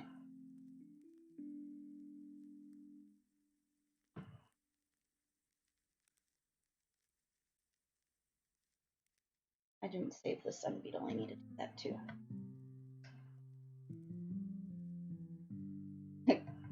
KJ just carries all the expensive things. Pirates can be damned. I do so much scouting. So much scouting. And I do so much bouncing around in systems that it's just killing pirates every time they want to attack me. It just gets to be really a bit much. Okay, where were we? We were in Hub 1. We were not in Reykjavik, but we were in Hub 1.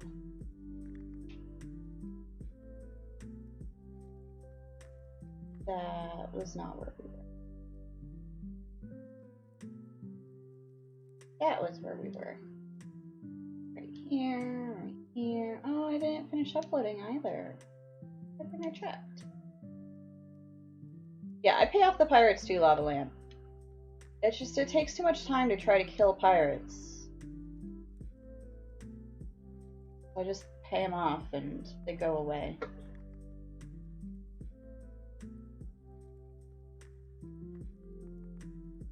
That looks very different than the one that I have here in my... That doesn't look right.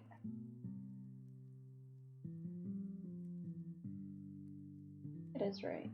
Oh, whatever. It's just a sun beetle. Okay. Arctic.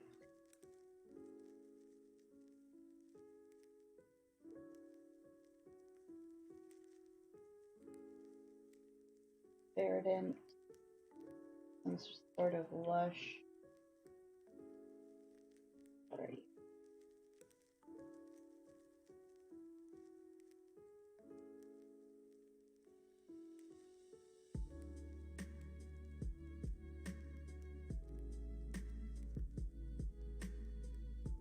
Okay, we're gonna go check out this hot bubblegum pink ball of fluff.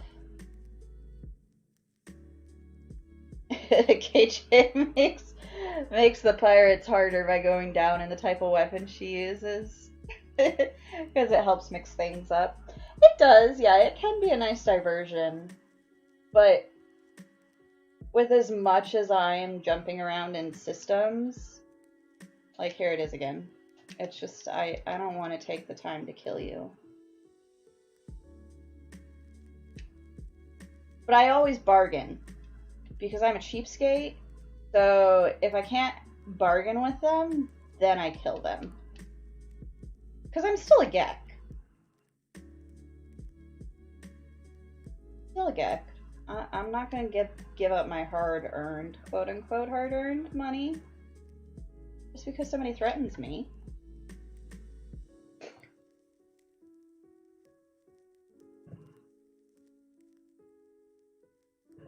I don't know why, but I want to name this planet Tutti Frutti. Called Two City Major.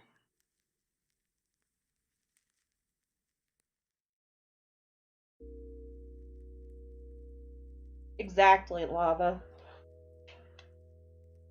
It just gets super duper annoying. And I may not be reloading on every planet, but I'm stopping on every planet.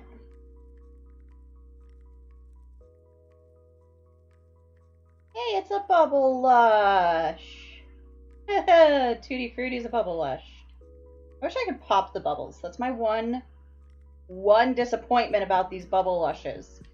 Is I want to be able to pop the bloody bubbles.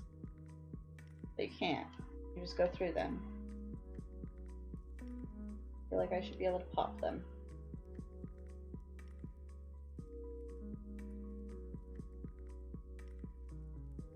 Whoa, that's a lot of red, guys. That is a lot of pink.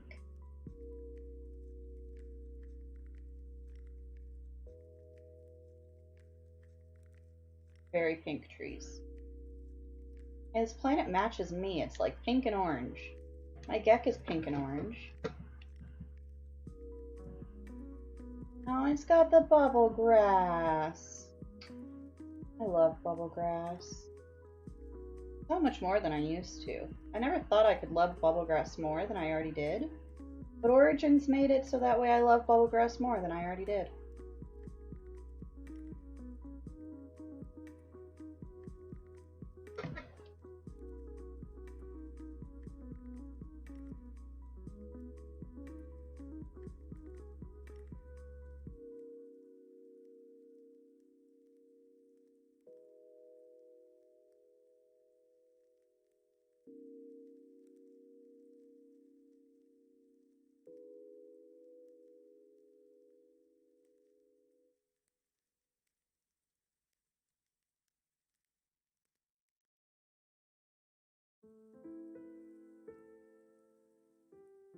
Oh, KJ, while you're here and while I'm thinking about it, I told Zane about the EISHUB Haunt community build event. But I wanted to let you know as well, if UAS wanted to build something and put like a little comball advertising for UAS, you guys are more than welcome to, for any of the Eisentam events. I consider you guys fully 100% an allied civ. So anything that I can do to help you guys grow and vice versa is ideal.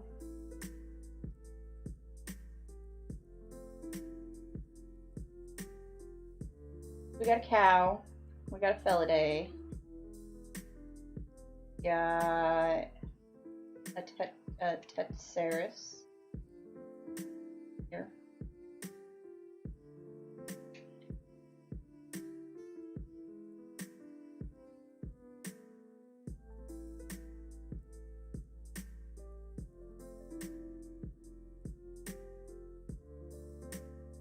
Another deer.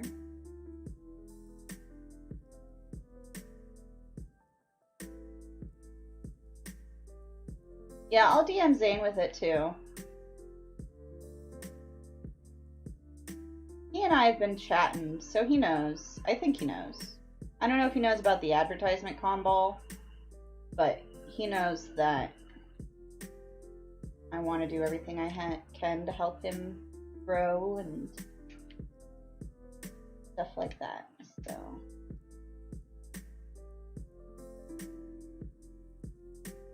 but I know he's busy. He's got, you guys have your own community build event type thing that you're doing as well, which I'm trying to figure out what I'm going to come build.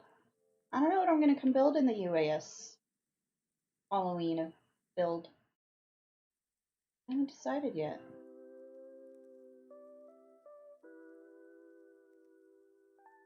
But I know I want to build something.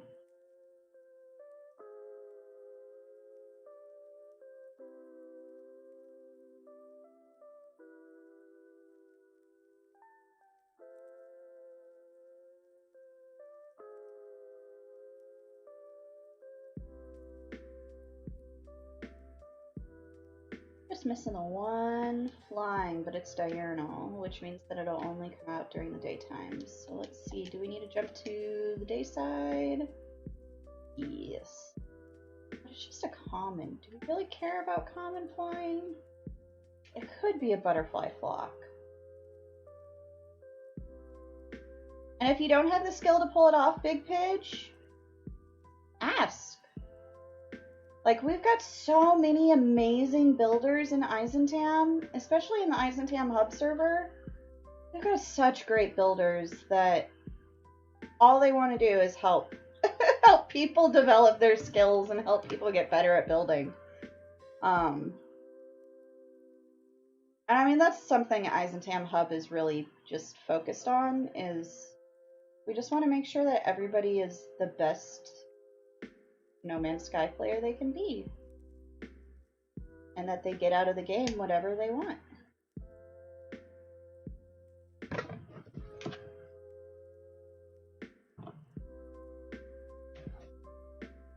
As corny as that sounds.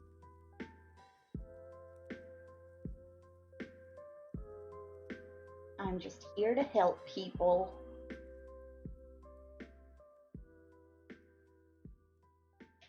I think I would like this planet if it didn't have a pink sky. Actually, I know for a fact I would love this planet if it didn't have a red sky. I would probably even put a base down on this planet if it didn't have a red sky. But alas. Yeah, wire glitching timing, it's just practice, practice, practice, practice, practice, practice. That's all it is. The more you practice, the better you'll get. Then it'll become just muscle memory.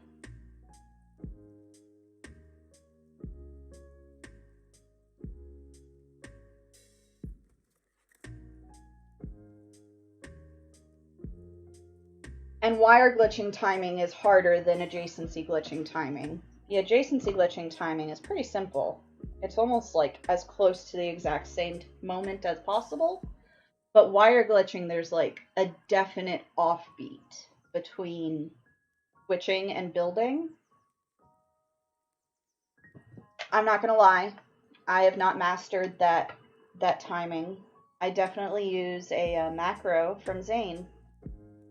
I use Zane's macro for wire glitching.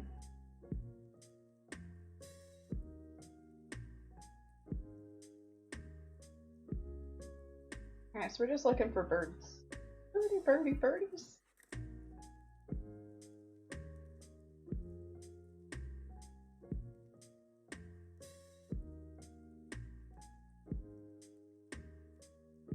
No birds? Come on, give me some birds. I guess we're gonna have to reverse a little bit. See? It should have popped.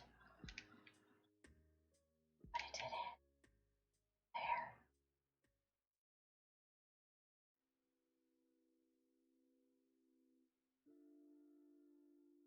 Bubbles in No Man's Sky are indestructible. Wonder if they'll share their bubble recipe with me.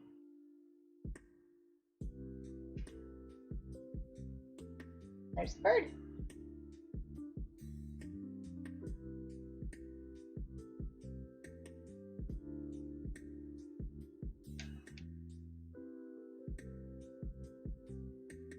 Yes.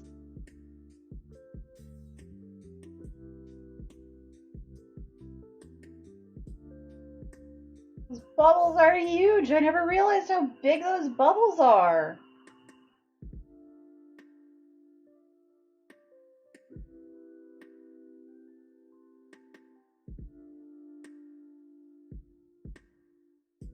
Bubbles are huge. Gas bubbles.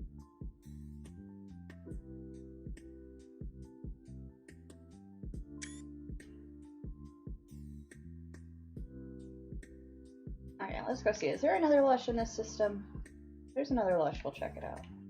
I think there is. There's a green one. And then there's also a verdant. We'll check those out before I sign off for the night.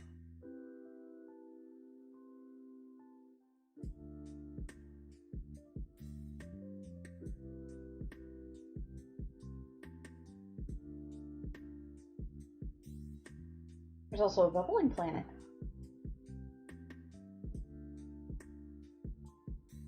Okay, so we got bountiful. I think this is the one we need first. Verdant.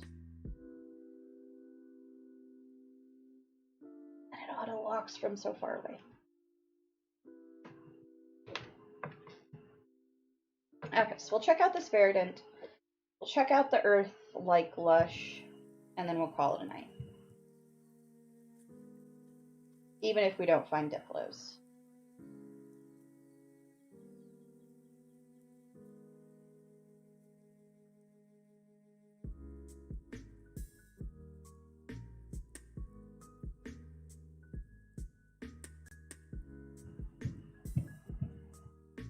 Does anybody else feel like the systems are way more spread out than they used to be?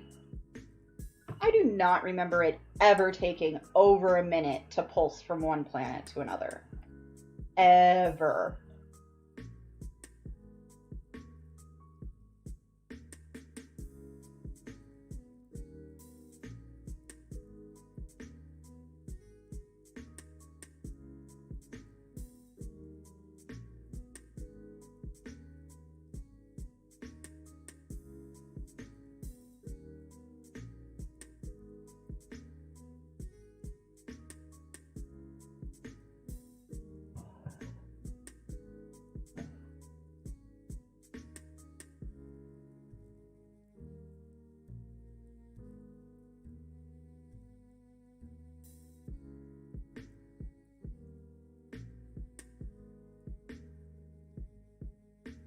I wonder if any of those random space trader people that you run into, I wonder if any of them sell X Plus technology.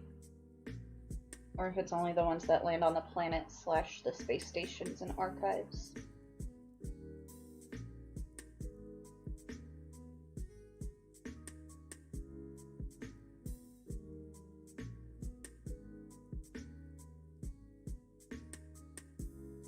I want to go visit one of those planets that's been intersected. The intersecting planets? I want to go visit one of those.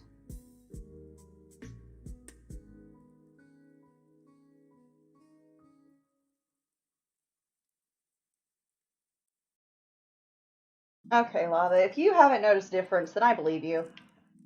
Because you really do just bounce between planets all the time.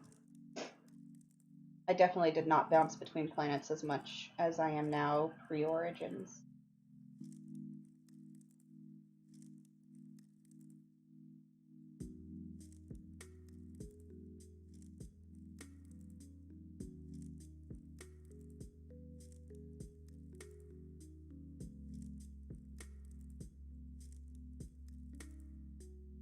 I usually ignore the space traders too, KJ.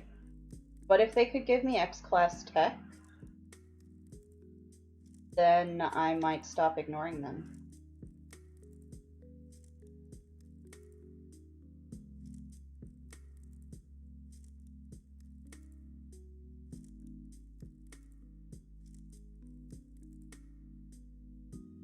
Any dots? Any dots? No dots. No dots.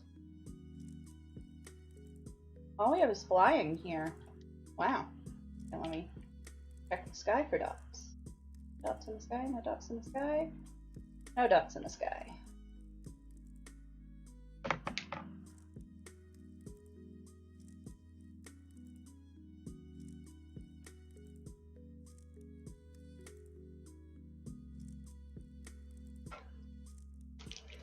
Yeah, in space I usually only stop if it says that it's a rare space event. Wondering if that changed with Origins, if I should be stopping more now.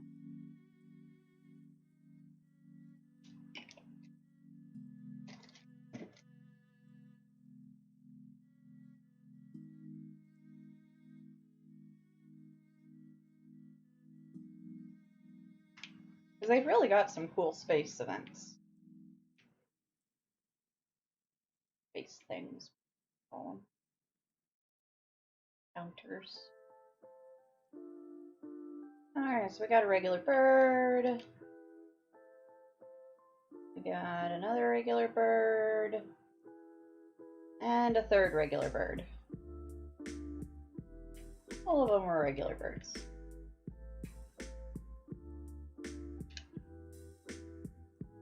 Moving along. That's a cool toucan. Pretty toucan.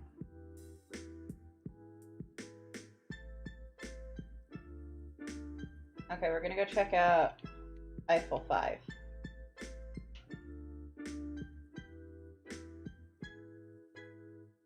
And then we'll call it a night because I need to go get some food. I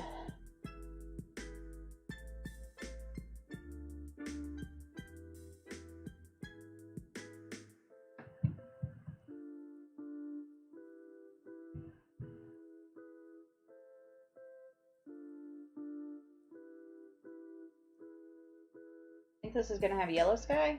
Maybe?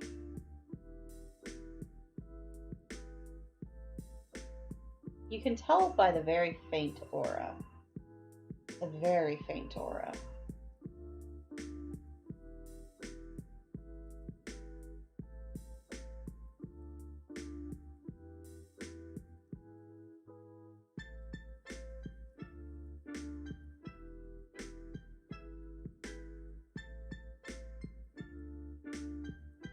This one's got aggressive sentinels, but that's not a big deal.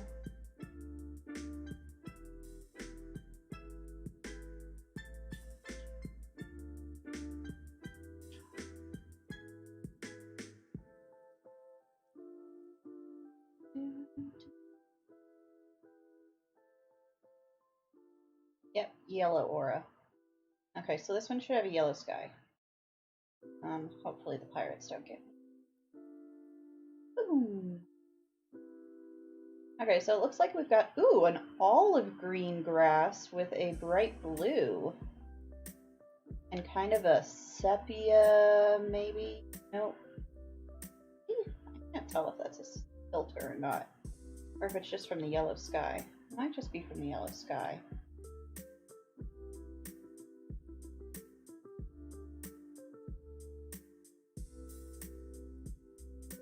I can usually tell by the reflection off of my ship panel if it's from the sky or if it's from an atmospheric effect.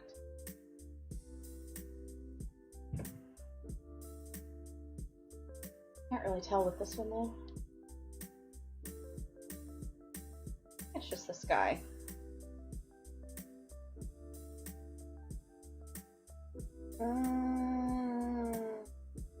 Not sure.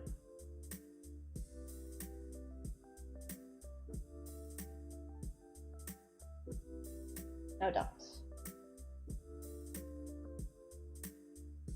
So lots of ground and one daytime flyer. Diplo, Diplo, Diplo. No? Maybe? I hope I get a Diplo. Diplo or a big butterfly? I haven't found either. I usually will just keep exploring until I find either a Diplo or a big butterfly. And that's usually when I'll sign off. But we haven't found either a Diplo or a big butterfly. Because I like ending on really cool fauna.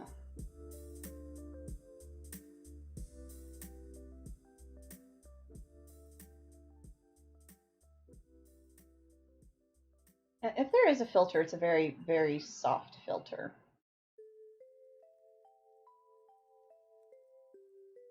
I think there is one.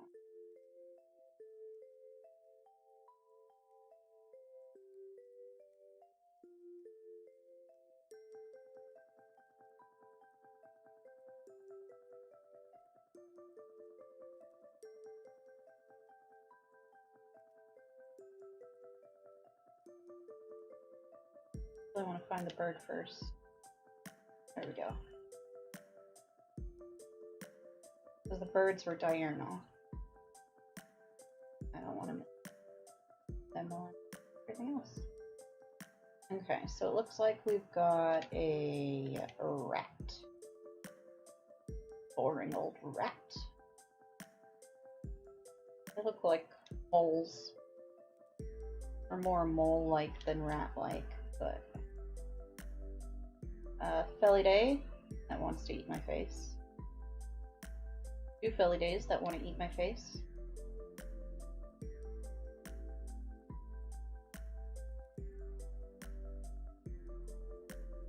Three Felidaes that want to eat my face. Are we good now? Yeah. What is that? That's one of the Felidaes that wanted to eat my face.